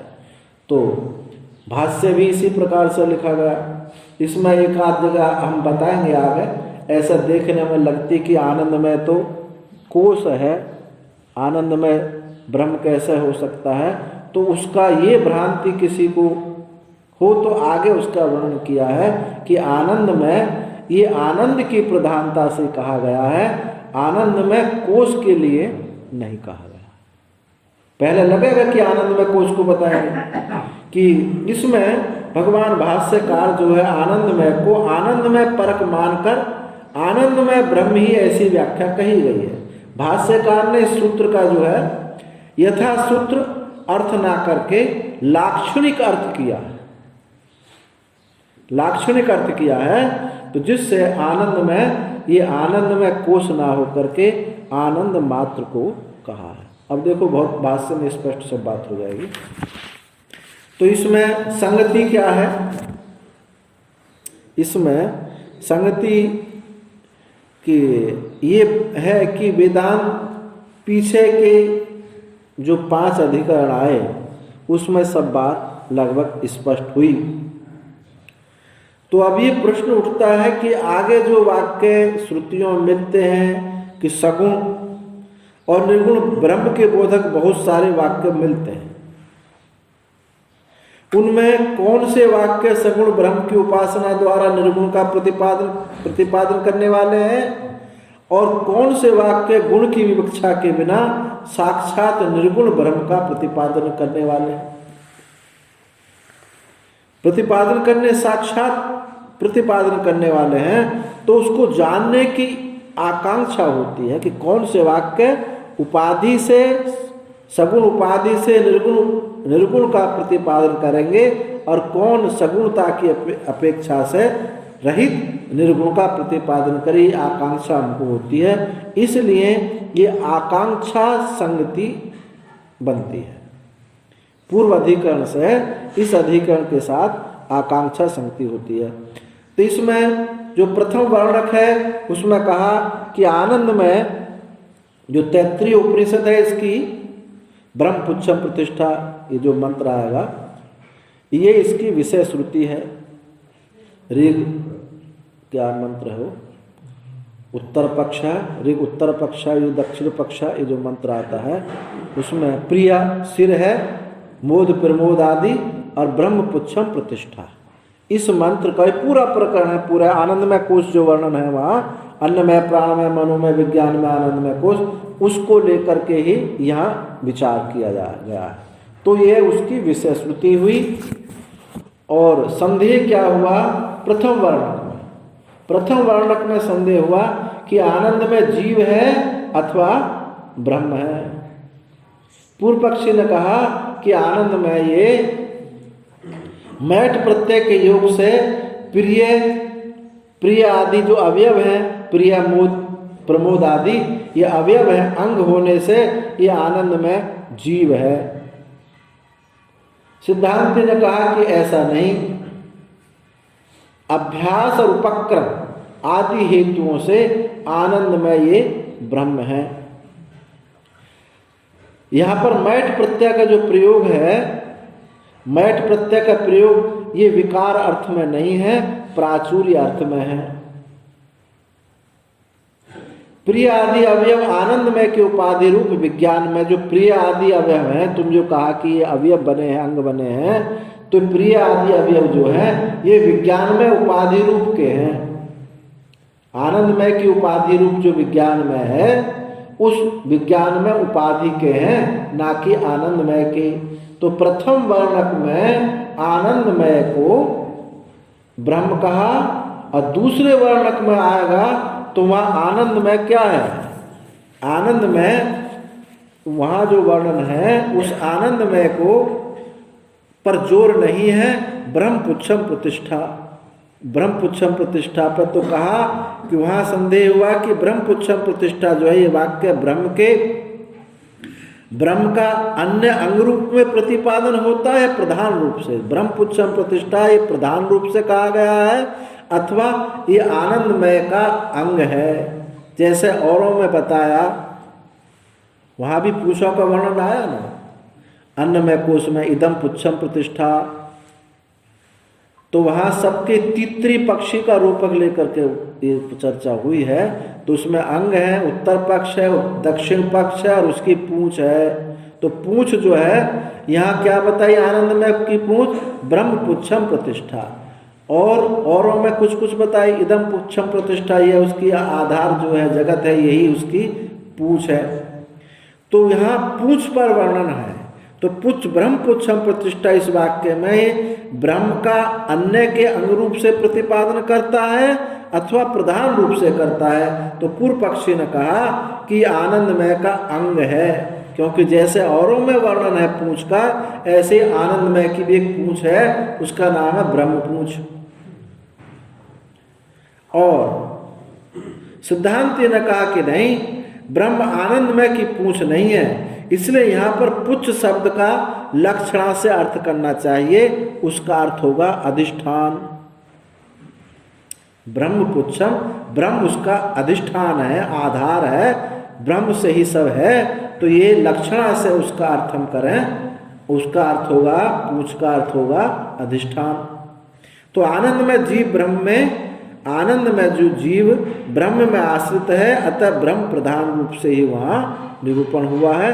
तो वहाँ आनंदमय को कोष माना है, जीव माना है, और पहले वर्णक में आनंदमय को ब्रह्म कहा है, परंतु ब्रह्म कहने में आनंद में जीव कोष के लिए वर्णन नहीं है, बल्कि आनंदमय की में आनंद की प्रधानता से उस ब्रह्म ही उसको आनंदमय को कहा गया है।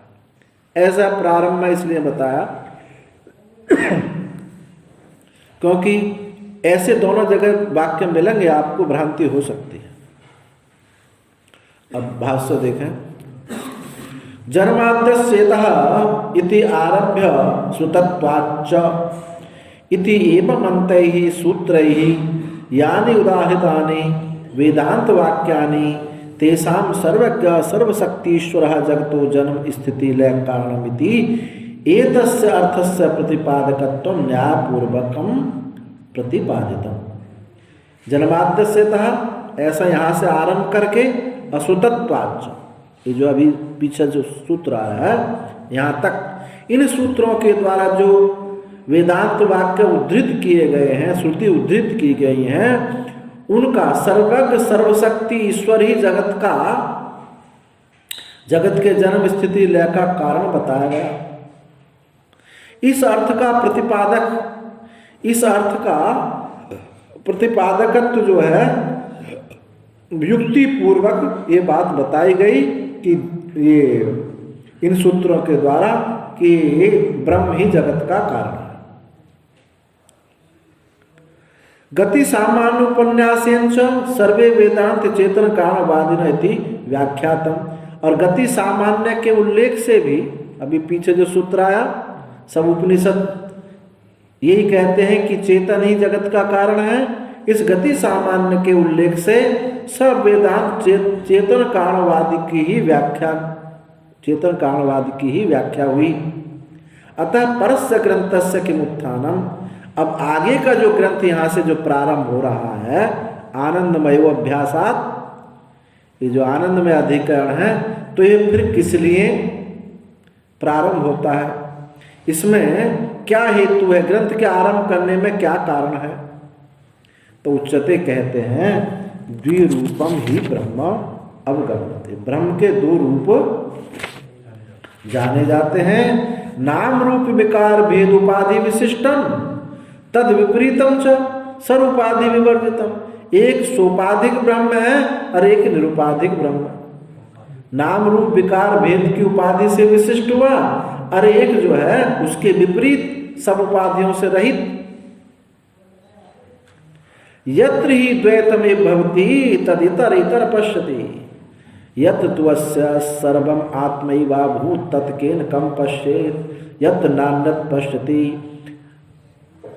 यत् नान्यत् पश्यति नान्यत् शृणोति नान्यत् विजानाति स भूमा अथा यत्र अन्यत् पश्यति अन्यत् शृणोति अन्यत् विजानाति तदल्प यो वै भूमा तदमृतम् यदल्पम तन्मर्त्यम सर्वाणि रूपाणि विचित्य धीराः नामानि कृत्वा भी वदन्यदास्ते। तो इस उदाहरण दिए सोपाधिक ब्रह्म के और निरुपाधिक ब्रह्म के। तो सोपाधिक कि जहाँ द्वैत सा होता है तद इतर इतर पश्यति, एक से इतर इतर देखता है, एक दूसरे को देखता है। जहाँ द्वैत सा होता है अयत तुवस्य सर्वात्, और जहाँ सब आत्मा ही हो गया, वहाँ कोई भेद नहीं है। तो किसके द्वारा किसको देखे? जहां नान्यत पश्यति, जहां कोई अन्य को देखता ही नहीं है, अन्य सुनता नहीं है, अन्य जानता नहीं है, वो कौन है? वो भूमा है। अथा यत्र अन्यत पश्यति, और जहां अन्य देखता है, अन्य सुनता है, अन्य जानता है, वो क्या है? वो अल्प है। भूमा माने अनंत, और अनंत व्यापक, और अल्प माने परिच्छिन्न। यो वै भूमा, जो भूमा है, तद अमृतम, जो ये भूमा है वो अमृत है। अथा यदल्पम तन्मत्तम, जो अल्प है वो विनाशी है। जो अल्प होगा वो मर्त्य है, मरने वाला है, मरणशील है, विनाशी है। सर्वाणि रूपाणि विचित्य धीरा, पूर्व सब रूपों को, देव मनुष्य शरीरों को उत्पन्न करके, यह देव है, यह मनुष्य इत्यादि नाम रख करके उन नामों से स्वयं ही व्यवहार करता है। अभी बदन्नदास्ते निष्कलम निष्क्रियम शांतम निरवध्यम निरंजनम अमृतस्यम परम सेतु दग्ध ईंधन इवानलम। निष्कल, जिसमें कोई कलना नहीं है, अवयव रहित है। निष्क्रियम, जिसमें कोई क्रिया नहीं है। शांत है, निर्वध्य है, यानी उसमें कोई दोष नहीं है, परिणाम शून्य है। निरंजनम, मल से पाप से रहित है। अमृतस्य परम सेतु, वो अमृत का परम सेतु है। मोक्ष के सेतु क्या है? दो प्रकार का सेतु होता है। एक तो पुल को सेतु बोलते हैं, एक बांध को भी सेतु कहा जाता है। डैम जो बनाया जाता है नदी को रोक कर, उसको भी सेतु कहते हैं, और पुल को भी सेतु कहते हैं। तो ये क्या है? यहाँ पुल है। अमृतत्व को, अमृतत्व रूपी अमृतत्व को पाने के लिए ये परम सेतु, अमृतत्व से परम सेतु, अमृतत्व का ये परम सेतु है, पुल है। उस पुल के माध्यम से निकलेंगे। दग्ध ईंधन हिमालयम, और जैसे अग्नि ईंधन जल जाए, अग्नि शांत हो जाती, इस प्रकार से परम शांत है। यही अमृतत्व का यही हेतु है कि मैं निष्कल हूँ, निष्क्रिय हूँ, शांत हूँ, मैं ये हूँ। तो ये सेतु है अमृतत्व की प्राप्ति के लिए। नेति नेति, ऐसा नहीं है, ये ऐसा नहीं है।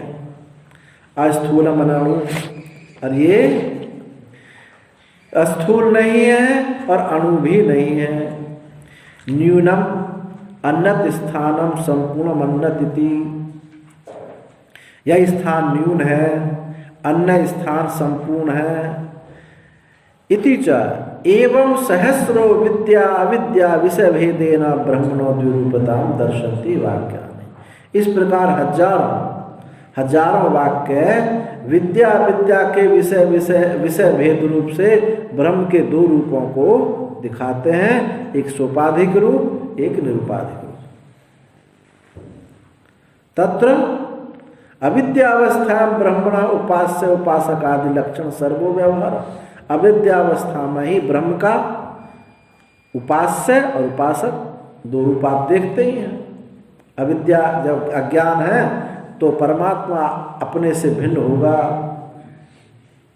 और बोध होने पर अपने से अभिन्न होगा। तो उपास्य उपासक आदि लक्षण सब व्यवहार होता है। तत्र कांचित ब्रह्मणा उपासनानि अभ्युदयार्थानि, कांचित क्रम मुक्त्यार्थानि, कांचित कर्म समृद्ध्यर्थानि। तेषां गुण विशेष उपाधि भेदेन भेदः। उनमें कुछ ब्रह्म की उपासना जो है अभ्युदय परक है, और कुछ उपासना क्रम मुक्ति के लिए, अभ्युदय माने लोक की उन्नति के लिए, समृद्धि के लिए, और कुछ उपासना क्रम मुक्ति के लिए है, और कुछ उपासना है कर्म समृद्धि के लिए। कर्म समृद्धि के लिए तेषां गुण विशेष उपाधि भेदेन भेदा। इन गुण विशेष से और उपाधि के भेद से, गुण विशेष से और उपाधि के भेद से यहाँ इनमें भेद है। इन उपासनाओं में। एक क्रम मुक्ति को, एक लौकिक उन्नति को करने वाली होगी, एक कर्म की समृद्धि के लिए होगी। कर्म की समृद्धि माने स्वर्ग आदि की प्राप्ति, अभ्युदय माने लौकिक उन्नति, लोक में आप संपन्न हैं, बहुत सारी संपन्नता आपको प्राप्त हो जाए। तो 3 तरह से ये उपासना है। एक एव तु परमात्मा ईश्वर तई तई गुण विशेष विशिष्ट उपास्यो यद्यपि भवति। एक ही परमात्मा, वो एक ही परमात्मा ईश्वर उन गुण विशेष विशिष्ट के द्वारा उपास्य होता है। जैसे एक ही परमात्मा ईश्वर उन गुणों के द्वारा, विशेषों के द्वारा ऐसा ही उपास्य होता है, वही उन गुणों से ऐसा बन जाता है, बन सा जाता है। उपास्य यद्यपि भवति तो भी यथा गुण उपासना में फलानी, यथा गुण उपासना में फलानी एवं यहाँ भी आदित्य मंडले में तो चले गए भी। यथा गुण उपासना में फलानी भिद्यन्ते, वैसे ही उन गुण उपासनाओं में फल में भी भेद है। जैसे जिस जिस गुण के द्वारा, जिस जिस विशेष उपाधि के द्वारा उपासना करेंगे तो उनका जो उपास्य है और उनसे होने वाला फल, उनमें भी भिन्नता होगी। मोटरसाइकिल बैठो चलेगी, ट्रैक्टर बैठो जोते रहो। हाँ, जैसे जो पकड़ो होता है काम करेगा, वही काम करेगा। यही भगवान का गुण भेद से फल में भेद है, उपास में भेद है। हैं? गुण भेद से हाँ। फल में तो भेद होगा, हाँ, उपास में नहीं भेद होगा। वो सोपाधिक रूप से उपास्य में भेद होगा, पर उपास्य के स्वरूप में भेद नहीं, स्वरूप में भेद, क्योंकि एक स्वरूप सबका एक होगा। अब जैसे अभी स्वामी जी ने बताया ना, एक ट्रैक्टर है, एक मोटरसाइकिल है, तो उपास्य क्या होगा? ट्रैक्टर होगा, और उसका फल क्या होगा? खेत जोतना। और एक मोटरसाइकिल है, उसका फल क्या होगा? रास्ता चलना। अब तो बुद्धि थे बाबू बोल लेते है? बुद्धि थे मोटरसाइकिल में हूँ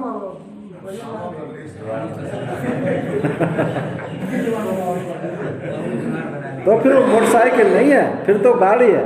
गड्डी वाले चलाने ले जाने के लिए थी। तम यथा यथोपास्ते तदे, जो जैसे उपासना करता वही होता, वो वैसा ही होता है। इति श्रुते यथा क्रतु अस्मिन् लोके पुरुषो भवति तथेतः प्रत्यय भवति। जे यथाकृतु, इस लोक में जैसा जिसका संकल्प होता है वैसा ही उसको मरने के बाद वैसा ही वो होता है। इति, और स्मृति भी है, गीता में कहा यम यम वापि स्मरण भावम तजत्यन्ते कलेवरम तम तम एवेति कौन्तेय सदा तद्भाव भाविता। मनुष्य जिस जिस भाव का स्मरण करता है, अंत में शरीर छोड़ता है, उसी भाव की भावना वाला वह पुरुष उसी भाव को प्राप्त हो जाता है। यद्यपि एक एव आत्मा सर्वभूतेषु स्थावर जंगमेषु गूढ़ा, यद्यपि स्थावर जंगम सब भूतों में एक ही आत्मा छुपा है, तथापि तो भी चित्त उपाधि विषय तारतम्याद आत्मनः कूटस्थ नित्यस्य एक रूपस्य अपि उत्तरोत्तरम आविष्कृतस्य तारतम्य ऐश्वर्या शक्ति विशेष ही सूयते। यद्यपि तथापि है एक ही आत्मा, चित्त उपाधि की विशेषता के तारतम्यता से आत्मा का कूटस्थ जो नित्य आत्मा है एक रूप का भी उत्तरोत्तर आविष्कृत, आगे आगे जैसे जैसा जिसका तारतम्यता है वैसा वैसा ही वो दिखाई पड़ता है। आविष्कृत तारतम्य ऐश्वर्य शक्ति विशेषों के द्वारा, ऐसे जैसा जिसमें तारतम्यता है ऐसा ही उसको फल में तारतम्यता मालूम पड़ेगी। वो उसी से उन विशेषों के द्वारा ही ऐसा होता। किसी ने थोड़ा धर्म किया तो थोड़ा सुख मिलेगा, किसी ने ज़्यादा धर्म किया ज़्यादा सुख मिलेगा। तो तारतम्यता से दोनों में इनमें अंतर आ जाता है। भूले से समझाई के संकल्प है, हैं? भूले से यही के संकल्प है। संकल्प तो उठाता है हाँ जीव, हाँ, और दूसरे को मान ले तो उधर रहूंगा। वो जैसे उसने जो संकल्प किया वो वैसा ही हो गया। वैसा ही उसको फल प्राप्त होता, पर स्वरूप तो वो एक है, स्वरूप से वो उसमें कोई भिन्नता नहीं। उपाधि से उपहित में कुछ विकार उत्पन्न नहीं होता। अलग अलग उपाधि से जीव बन गया, हाँ, तो बड़ी उपाधि से ईश्वर बन गया। इसीलिए जीव से ईश्वर, ऐसी श्रुति मिलती है ना, जीव ने, ईश्वर ने जीवादियों की सृष्टि कर ली, और ऐसी श्रुति मिलती है कि जीव ने ईश्वर को बना लिया। जो एक दूसरे की अपेक्षा रखता है वो वस्तुतः दोनों ही नहीं होते। कबीरपंथी अर्थ करते हैं, कबीरपंथी तो ईश्वर से जीव अविनाशी, हाँ जीव तो अविनाशी है, हाँ, पर वहाँ ईश्वर को कल्पना करो है, बनाए ईश्वर का, ईश्वर बनाया जीव ने। हाँ,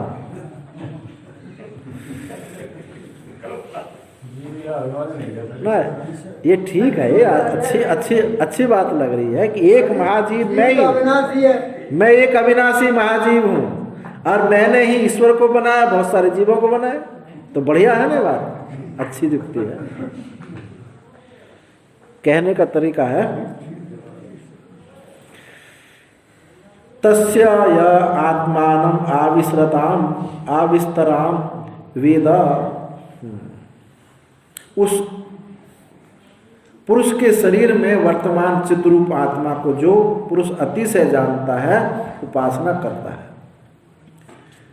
पुरुष के शरीर में वर्तमान जो चिद्रूप आत्मा को जो पुरुष अतिशय जानता है, अर्थात ऐसी उपासना करता है। इस श्रुति से बात सिद्ध हुई, स्मृति में भी ये बात कही, यद्यद विभूतिमस्तत्वं श्रीमद् ऊर्जितमेव वा तत्तदेवावगच्छत्वं मम तेजो अंश संभवम्।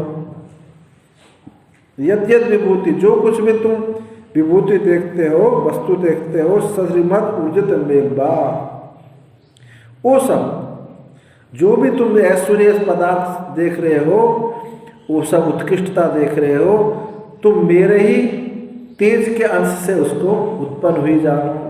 जो कुछ भी है सब मैं ही मैं हूँ। यत्र यत्र विभूति आदि अतिशया स ईश्वर इति उपासतया चोद्यते। जहाँ जहाँ विभूति आदि अतिशय है, वह ईश्वर ही ऐसा उपास्य रूप से विधान करता है। वो ऐसा ही जिस जिस विभूति रूप की अतिशयता वहाँ दिखाएगी, वो ईश्वर ही उस रूप से ऐसा ही उपास्य के रूप में है। वृक्षों में मैं पीपल हूँ, तो वहाँ विभूति ऐश्वर्य है, वहाँ वो चेतन ही पीपल के रूप में उपास्य हो गया। एवं इहापि आदित्य मंडले हिरण्यमय पुरुषः सर्व पापमोदय लिंगात् परम एविति वक्ष्यति। इसी प्रकार यहाँ भी आदित्य मंडल में जो हिरण्यमय पुरुष है, वो सर्व पाप उदय लिंगा, और सब पापों के असंबंध होने पर ये भी वक्ष्यति, उसको पर ही कहा जाता है।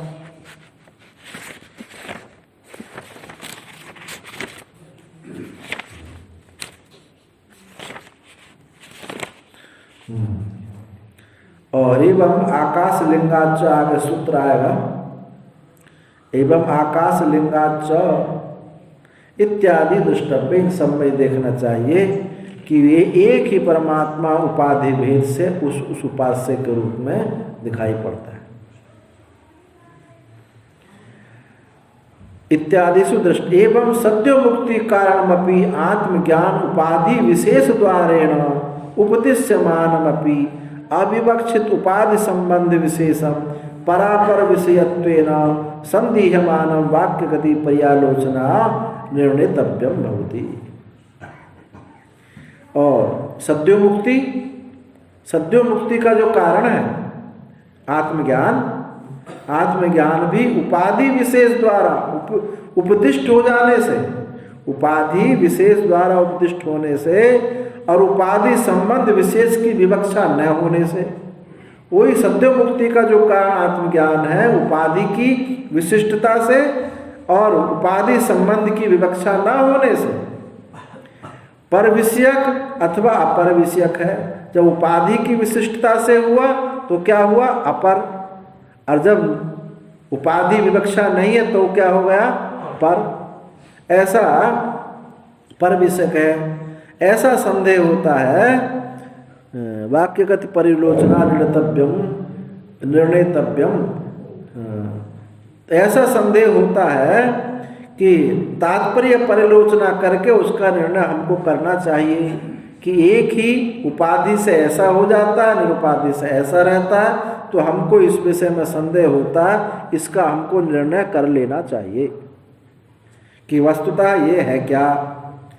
जैसा कि यथा यह व तावत, जैसा कि यहाँ है इस अधिकरण में आनंदमयोऽभ्यासात्, इस सूत्र के द्वारा। एवं एकमपि ब्रह्म अपेक्षित उपाधि संबंध निरस्त उपाधि संबंध उपास्यत्वेन ज्ञेयत्वेन च वेदांतेषु उपदिश्यते इति प्रदर्शितुं परो ग्रंथ आरभ्यते। इस प्रकार एक ही ब्रह्म आपेक्षित उपाधि संबंध से क्या बनेगा? उपास्य। और निरस्त उपाधि संबंध से क्या बनेगा? ज्ञेय। ज्ञेय ब्रह्म और ध्येय ब्रह्म, ज्ञेय ब्रह्म या ध्येय ब्रह्म। अब आगे का जो पाद आएगा इसमें क्या है? स्पष्ट ब्रह्मलिंग ज्ञेय वाक्य, और आगे अस्पष्ट ब्रह्मलिंग ध्येय वाक्य। तो उपास्य ब्रह्म और ज्ञेय ब्रह्म, तो उपाधि से तो वो क्या बन जाता है? ध्येय बन जाता है।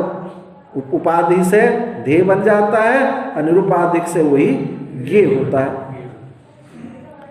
वेदांतों में ऐसा उपदेश किया गया है, उसको प्रदर्शित करने के लिए, दिखाने के लिए ये ग्रंथ आरंभ होता है। आनंदमयोऽभ्यासात् यच्च गति सामान्यात्, और जो गति सामान्यता से जो पिता के सब उपनिषदों में एक ही गति है कि जगत का कारण ब्रह्म है। इति अचेतन कारण निराकरण उत्तम, इससे अचेतन कारण का निराकरण किया गया, निषेध किया गया। तदपि वाक्यांतराणि ब्रह्म विषयाणि व्याचक्षाणेन ब्रह्म विपरीत कारण निषेधेन प्रपंचते। वह भी जो ब्रह्म विषयक वाक्य हैं, ब्रह्म विषय वाक्यों के व्याख्यान से, और ब्रह्म विपरीत जो कारण है, कौन प्रधान है, अनुवादी है, उनका निषेध का यहाँ विस्तार से वर्णन किया जाता है। तो ये इसलिए ग्रंथ आरंभ है कि सोपाधिक रूप से, निरूपाधिक रूप से ब्रह्म का निरूपण करना है, ये बताना है। तो आनंदमयोऽभ्यासात्, इस सूत्र में आए आनंदमय अभ्यासात्। आनंदमय अन्योन्तर आत्मा आनंदमय इति श्रुतौ। आनंदमय परमात्मैव न जीवः। कुतः? अभ्यासात्। आनंद शब्दस्य बहुश्रुतिषु ब्रह्मणि एव प्रयोग दर्शनात्, कि आनंदमय शब्द जो है, आनंदमय जो अन्योन्तर, उसके अंतर है, यह आनंदमय है। ऐसा श्रुति में कहा कि इसके अंतर कुछ भी नहीं है। जैसे अन्नमय के अंदर प्राणमय, विज्ञानमय, ऐसा जो है, ऐसे आनंदमय के बाद कुछ नहीं कहा गया, इसके अंतर कुछ भी नहीं है। एक तो इस श्रुति से इस वजह से आनंदमय है, परमात्मा है, और आनंदमय में आनंद की अभ्यासात, बहुत सारी श्रुति ऐसी है जिसमें आनंद आनंद ऐसा बताया गया है। तो आनंदमय के अभ्यास से भी ये ब्रह्म में ही इसका प्रयोग देखा जाता है कि आनंदमय जो क्या है, ये ब्रह्म है।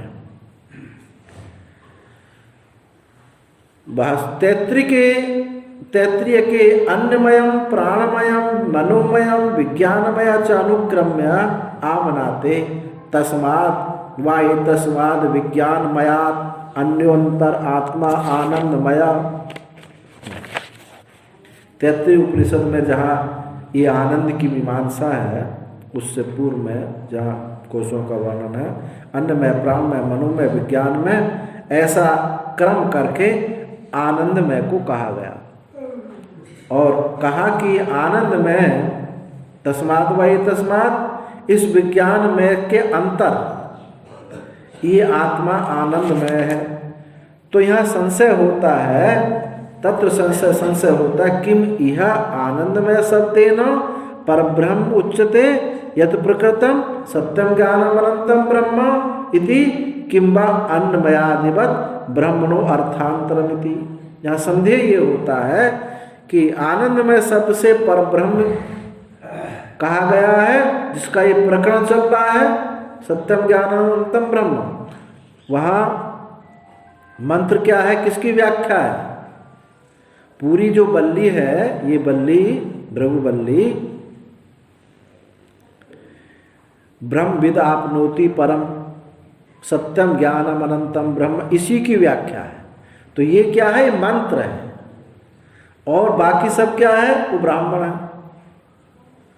जो उपनिषद ब्राह्मण उपनिषद है, परंतु ब्राह्मण उपनिषद, ब्राह्मण जो होता है वो मंत्र की व्याख्या करता है।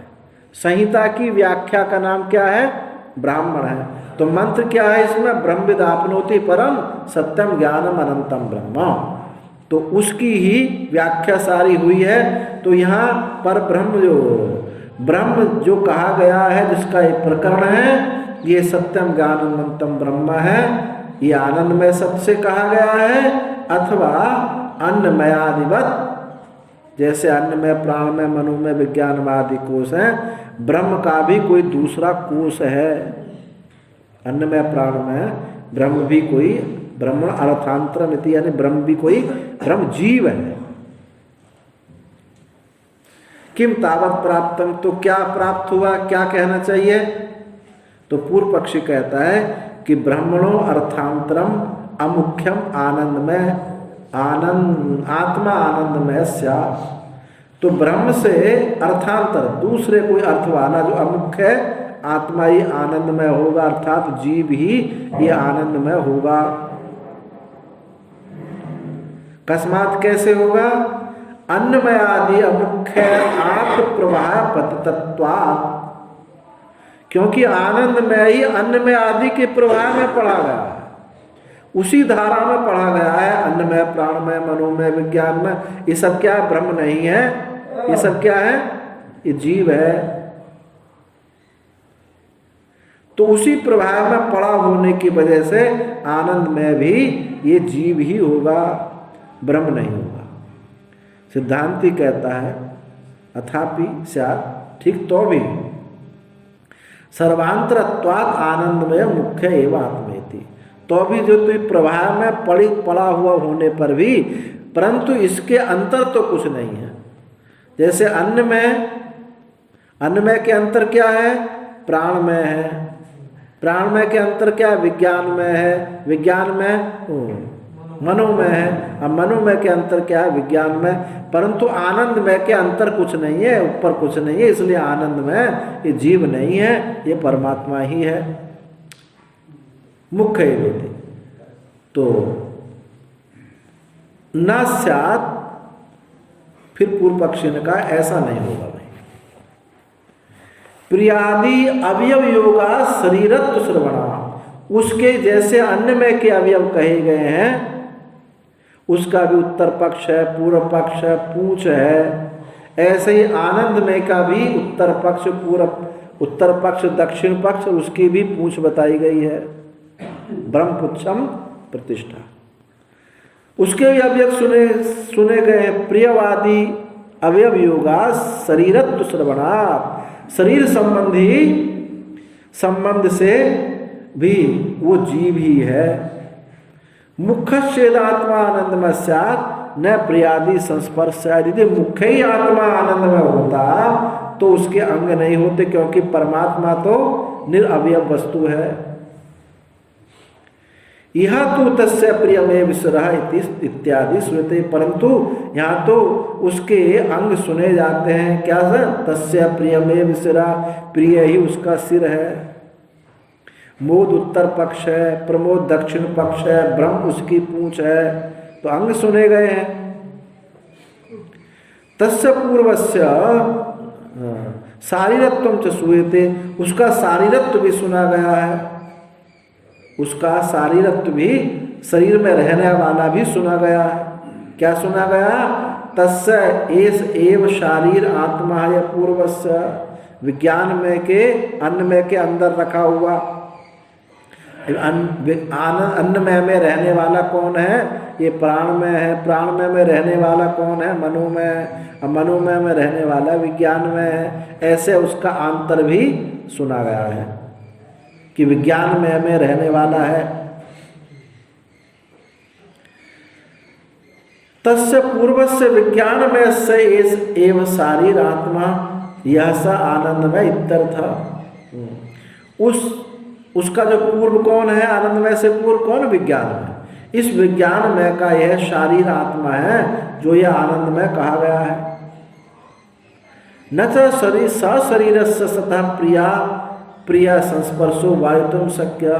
जो सशरीर होता है, शरीर अभिमानी होता है, उसको प्रिय सुख दुख स्पर्श नहीं करते हैं, ऐसी बात नहीं कही जा सकती। उसको सशरीरवान को तो, शरीर अभिमानी को तो सुख दुख होते ही हैं। इसलिए तस्मात् संसारी एवं आनंदमय आत्मा, इसलिए जो आनंदमय आत्मा जो है ये संसारी जीव ही है। इति एवं प्राप्त में उच्यते। यहाँ तक ये क्या हुआ? पूर्व पक्ष हुआ। उस आनंदमय को पूर्व पक्षी क्या कह रहा है? जीव कह रहा है। सिद्धांती आनंदमय को ब्रह्म कह रहा है। तो इदम ऐसा पूर्व पक्ष प्राप्त होने पर कहते हैं तस्मात् संसारेव आनंदमय आत्मा, आनंदमय अभ्यासा, आनंदमयो अभ्यासा। आनंदमय का अभ्यास है, दोहरानी की गई है। पर एवं आत्मा आनंदमयो भवितुम अर्हति। पर परमात्मा ही आनंदमय होने के योग्य है। क्यों? कुतः कैसे है? अभ्यासात्, अभ्यास सुना गया है, बार बार इसकी चर्चा हुई है, इसलिए ये परमात्मा ही है। परस्मनि एव ही आत्मनि आनंद शब्दो बहुकृत्व अभ्यस्यते। परमात्मा में ही आत्मा में ही आनंद शब्द बहुत बार श्रुति ने उसका अभ्यास किया है। आनंद शब्द का आनंदमय प्रस्तुत, आनंदमय को प्रस्तुत करके कहा रसो वैसह। अब ये भी आनंद ही है। रसो वैसह, भले आनंद शब्द नहीं किया पर है तो आनंद ही, रस। इति तस्सैव रसत्वम उक्त्वा उच्यते। उसका रसत्व कह करके कहते हैं रसम ही एव अयम लब्ध्वा आनंदी भवति। क्योंकि इस रस को ही प्राप्त करके ये सब आनंद वाले हो जाते हैं। कोई एव अन्यात कहा प्राण्यात ये देश आकाश आनंदो न स्यात्। यदि जो यह आकाश आनंद ना होता, यह आकाश पूर्ण ब्रह्म आनंद ना होता, तो कौन जो है अन्यात चेष्टा करता, कौन प्राण क्रिया करता, कौन जीता? प्राण क्रिया करता होता कौन जीता? ये परमात्मा ही आनंद, वह परमात्मा ही आनंद प्राप्त सबको कराता है। सी करते त्रिलोक सुपासी। और भी कहा सैसा आनंदस्य मीमांसा भवति। और भी इस आनंद की मीमांसा होती है, विचार होता है। एतम आनंद में आत्मानुपसंक्रामति। इस आनंद में आत्मा को प्राप्त करता है। आनंदम ब्रह्मणो विद्वान न विभेति कुतश्चन। ये विद्वान आनंदम ब्रह्मणो विद्वान, ये विद्वान उस आनंद में आत्मा को प्राप्त कर लेता है और ब्रह्म को जानने वाला। और आगे कहा न विभेद ब्रह्मण आनंदम ब्रह्मणो विद्वान न विभेति कुतश्चन। वो किसी से भयभीत नहीं होता। इति आनंदो ब्रह्मति विजानात। और आनंद ब्रह्म है ऐसा विजानात जाना। इन सब श्रुतियों से और भी श्रुति कहीं विज्ञानम आनंदम ब्रह्म, ये विज्ञान आनंद ब्रह्म है। ऐसा अनेक श्रुतियों में आनंद का अभ्यास हुआ है। तो आनंद अभ्यास से ये आनंद में जो है ये ब्रह्म है, ना कि जीव है। ब्रह्म एवं आनंद शब्द दृष्टा, ब्रह्म में ही आनंद शब्द देखा गया है, प्रधान जड़ आदि इत्यादि में आनंद में शब्द नहीं देखा गया। एवं आनंद शब्द से बहुकृतो ब्रह्मणि अभ्यासात आनंद में आत्मा ब्रह्मेति गम्यते। इस प्रकार आनंद शब्द का बहुत बार ब्रह्म में अभ्यास देखा जाने से ये आनंद में आत्मा ब्रह्म ही है ऐसा जाना जाता है, ऐसा जाना जाता है कि ये जीव नहीं, ये ब्रह्म ही है। यदुक्तम, जो तुमने कहा कि आनंदमय आदि अमुख्य आत्म प्रवाह पतितत्वात् आनंदमयस्य अपि अमुख्यत्वमिति नासव दोषः, जो तुमने कहा था कि अन्नमय आदि, अन्न में प्राण में आदि के प्रवाह में ये आनंदमय कोश भी है, तो जो तुमने कहा कि ये भी अमुख्य ही है, मुख्य ब्रह्म नहीं है, ये जो कहा तो ना असव दोष है, ये कोई दोष नहीं है। क्यों? आनंदमय से सर्वांतरत्वात्, क्योंकि जो आनंदमय के पीछे कुछ नहीं है, अंतर कुछ नहीं है, ये तो अंतिम है। इसलिए आनंद में ही जहाँ सबकी समाप्ति हो गई, अब जहाँ सबकी समाप्ति जो अवशिष्ट है वो तो ब्रह्म ही होगा। इसलिए आनंद में सर्वांतर होने से ये ब्रह्म ही है।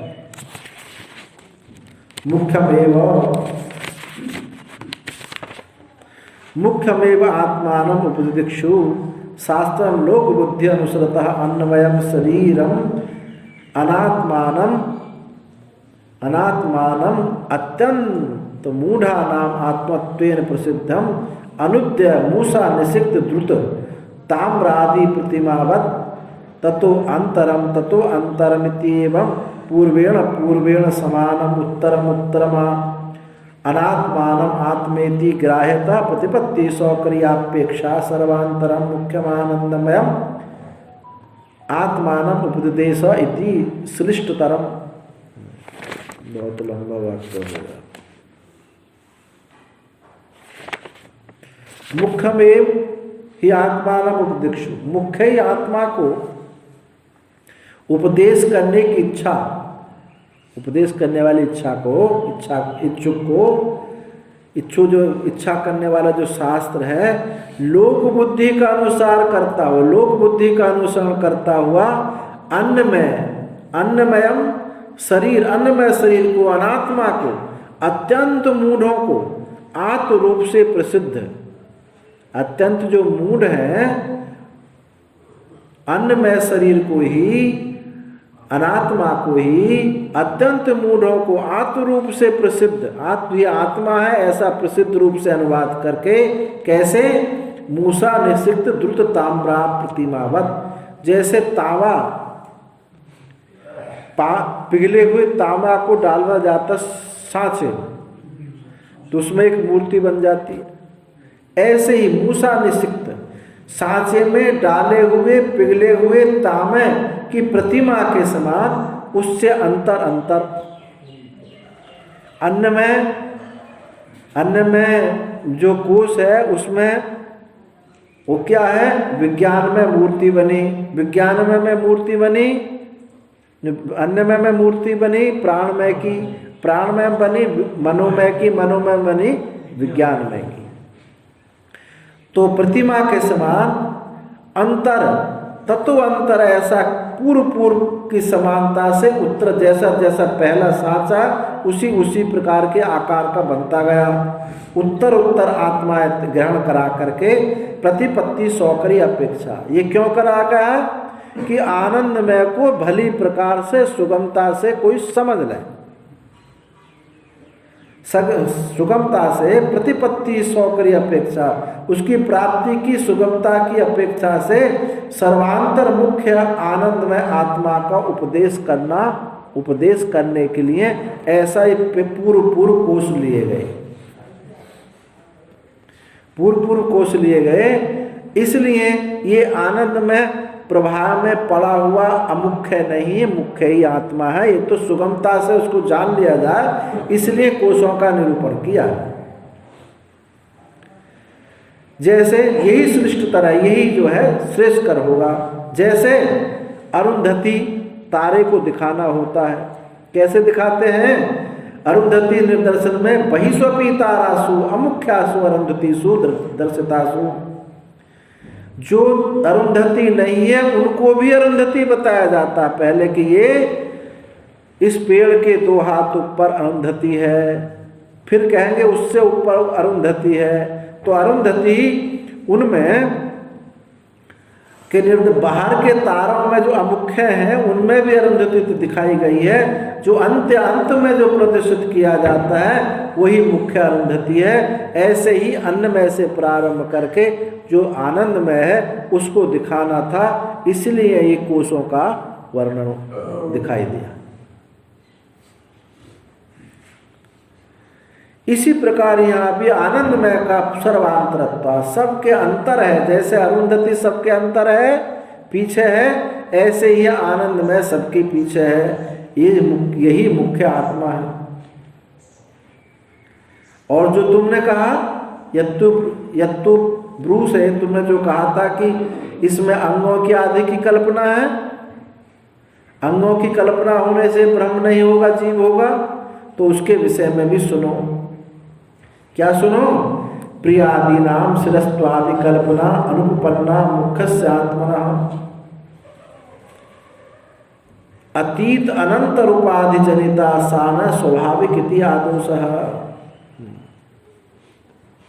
ये जो कहा था कि प्रिय आदियों का शिरस्त्वादि कल्पना जो है मुख्य आत्मा की संभव नहीं है, ये जो कहा था अतीत अनंत रूपाधि जनिता सान स्वाभाविकी इति आदोषः, कि जो ये कल्पना अत्यंत सन्निहित पिछली उपाधि से हुई है, ये उसकी स्वाभाविक नहीं है। ये जो उपाधि है ये पीछे की उपाधि, अतीत अनंतर पीछे की उपाधियों की से उत्पन्न हुई उपाधि है, वस्तुतः उसकी कोई उपाधि नहीं है। पूर्व के सन्निकर्ष से उसको ये उपाधि लग रही है। जैसे क्षत्रिय न्याय होता है, क्षत्रिय न्याय क्या होता है? उनमें कुछ लोग छाते वाले जा रहे हैं, कुछ बिना जा रहे हैं, तो कहेंगे कि वो छाते वाले जा रहे हैं। जो जिनके पास छाता नहीं है उनको भी छाते वाला कह दिया जाता है, क्योंकि पूर्व साथ में छाते वालों की संगति से, ऐसे अन्नमय प्राणमय आदि जो है इनकी संगति से आनंदमय को भी उपाधि रूप से कह दिया है। पर वस्तुतः उसकी ये न स्वाभाविकी, उसकी ये जो उपाधि है ये स्वाभाविक नहीं है। शारीरत्वमपि आनंदमयस्य अन्नमयादि शरीर परंपरा प्रदर्शमानत्वा। शारीरत्व भी, उसका जो शारीरत्व कहा क्या विज्ञानमय शारीरत्व, विज्ञानमय के अंतर है। ये जो शारीरत्व कहा विज्ञानमय में रहने वाला है, शारीरत्व भी आनंदमय अन्नमय आदि शरीर परंपरा से ही प्रदर्शमानत्व, उसी की उस शरीर परंपरा से उसको प्रदर्शित किया गया है। न पुनः साक्षादेव शारीरत्व सारे संसारिवत, वास्तव में साक्षात उसका संसारित्व नहीं है। जैसे संसारी और संसारियों का है ऐसा उसका संसारित्व सिद्ध नहीं होता। तस्मात् आनंदमय परमात्मा, इससे ये आनंदमय क्या है? ये परमात्मा ही है, जीव नहीं है।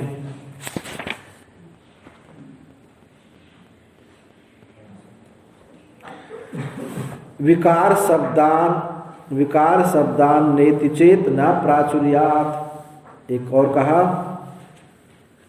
विकार शब्दात मैट प्रत्यय विकार वाचकत्वात् न आनंदमय न परमात्मति चेत न प्राचुर्यात् प्राचुर्यार्थे भी मैट प्रत्यय विधानात् आनंदमय परमात्मैव।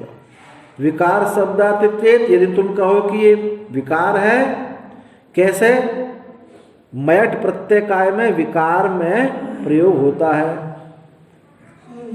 तो मैट प्रत्यय होने से ये विकार है और परमात्मा विकारी होता नहीं है, इसलिए ये जीव ही है। तो कहते हैं ऐसा कहना ठीक नहीं है। न प्राचुर्यार्थ, मैट प्रत्यय प्राचुर्य में भी प्रयोग होता है।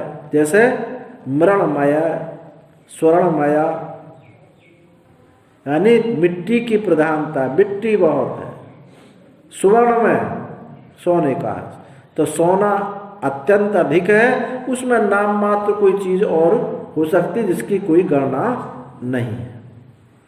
तो मैट का प्राचुर्य अर्थ में प्रयोग होने से अत्राह, यहाँ पूर्व पक्षी कहता है न आनंद में पर आत्मा भवितुमर्हति, ये आनंद में परमात्मा नहीं हो सकता है।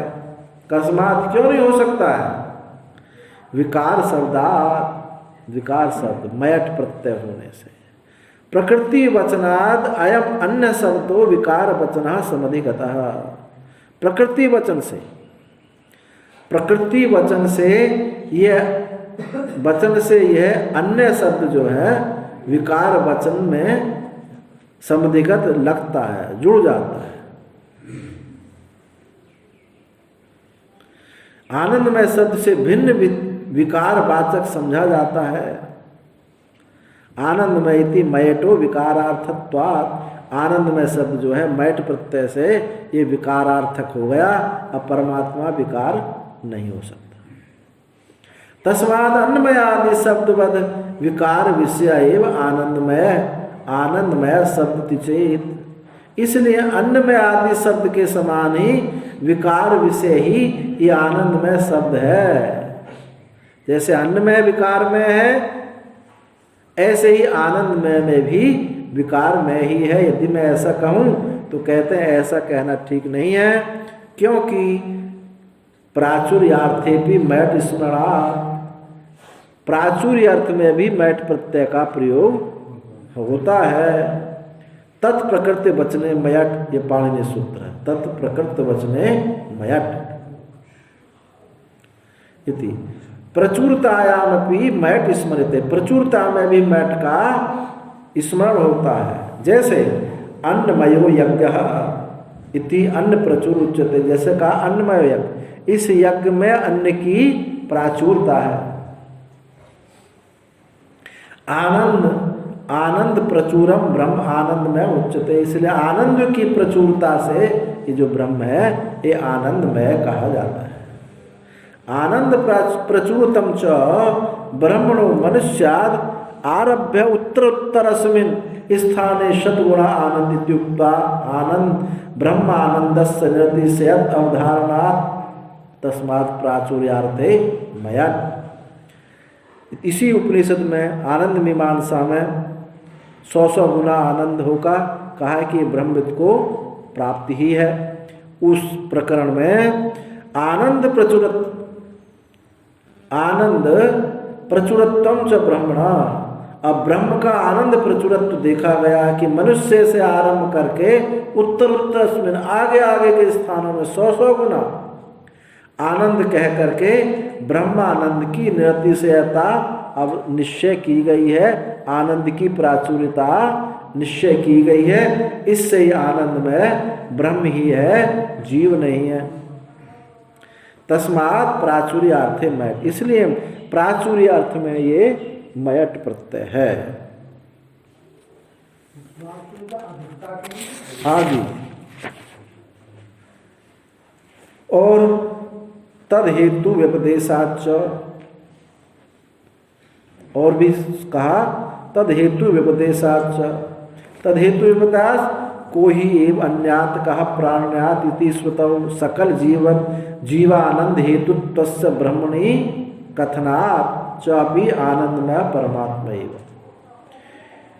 कोई वो यदि वह आनंद आकाश ना होता तो कौन चेष्टा करता, कौन प्राण क्रिया करता।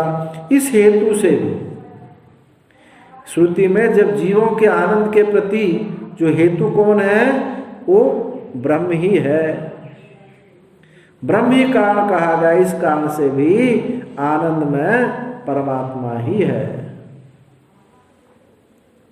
इतश्च प्राचुर्य अर्थे मयट, इस कारण से भी प्राचुर्य अर्थ में मयट है। किस कारण से? यस्मात् आनंद हेतुत्व ब्रह्मणो विपदेशति, क्योंकि आनंद का जो हेतु है वो ब्रह्म ही विपदेशित होता है, उसी का ही निर्देश किया गया है ब्रह्म का। ऐसी एव आनंद याति, क्योंकि ये सबको आनंद देता है। आनंदयति, आनंद कराता है, सबको आनंद कराता है। यो ही अन्य आनंदयति स प्रचुर आनंद इति प्रसिद्धे भवति, जो दूसरे को आनंद दे स प्रचुर आनंद। अब जिसके पास कुछ है ही नहीं तो दूसरे को क्या देगा? जो सबको आनंद देता है तो प्राचुर आनंद ही उसका प्रसिद्ध है, उसके पास पर्याप्त आनंद है।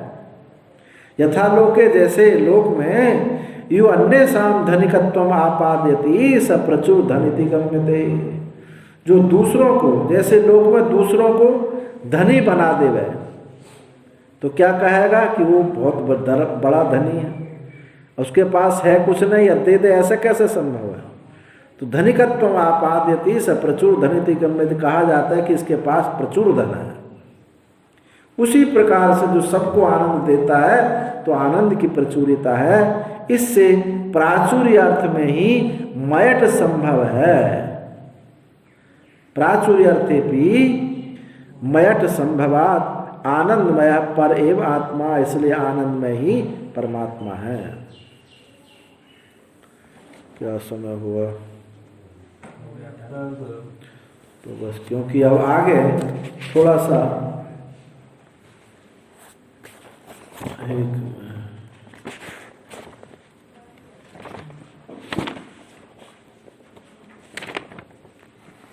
अभी काफी सूक्ष्म है। ओम पूर्णमदः पूर्णमिदं पूर्णात् पूर्णमुदच्यते पूर्णस्य पूर्णमादाय पूर्णमेवावशिष्यते। सर्वे भवन्तु सुखिनः, सर्वे सन्तु निरामयाः, सर्वे भद्राणि पश्यन्तु मा कश्चित् दुःखभाग् भवेत्। ओम शान्ति।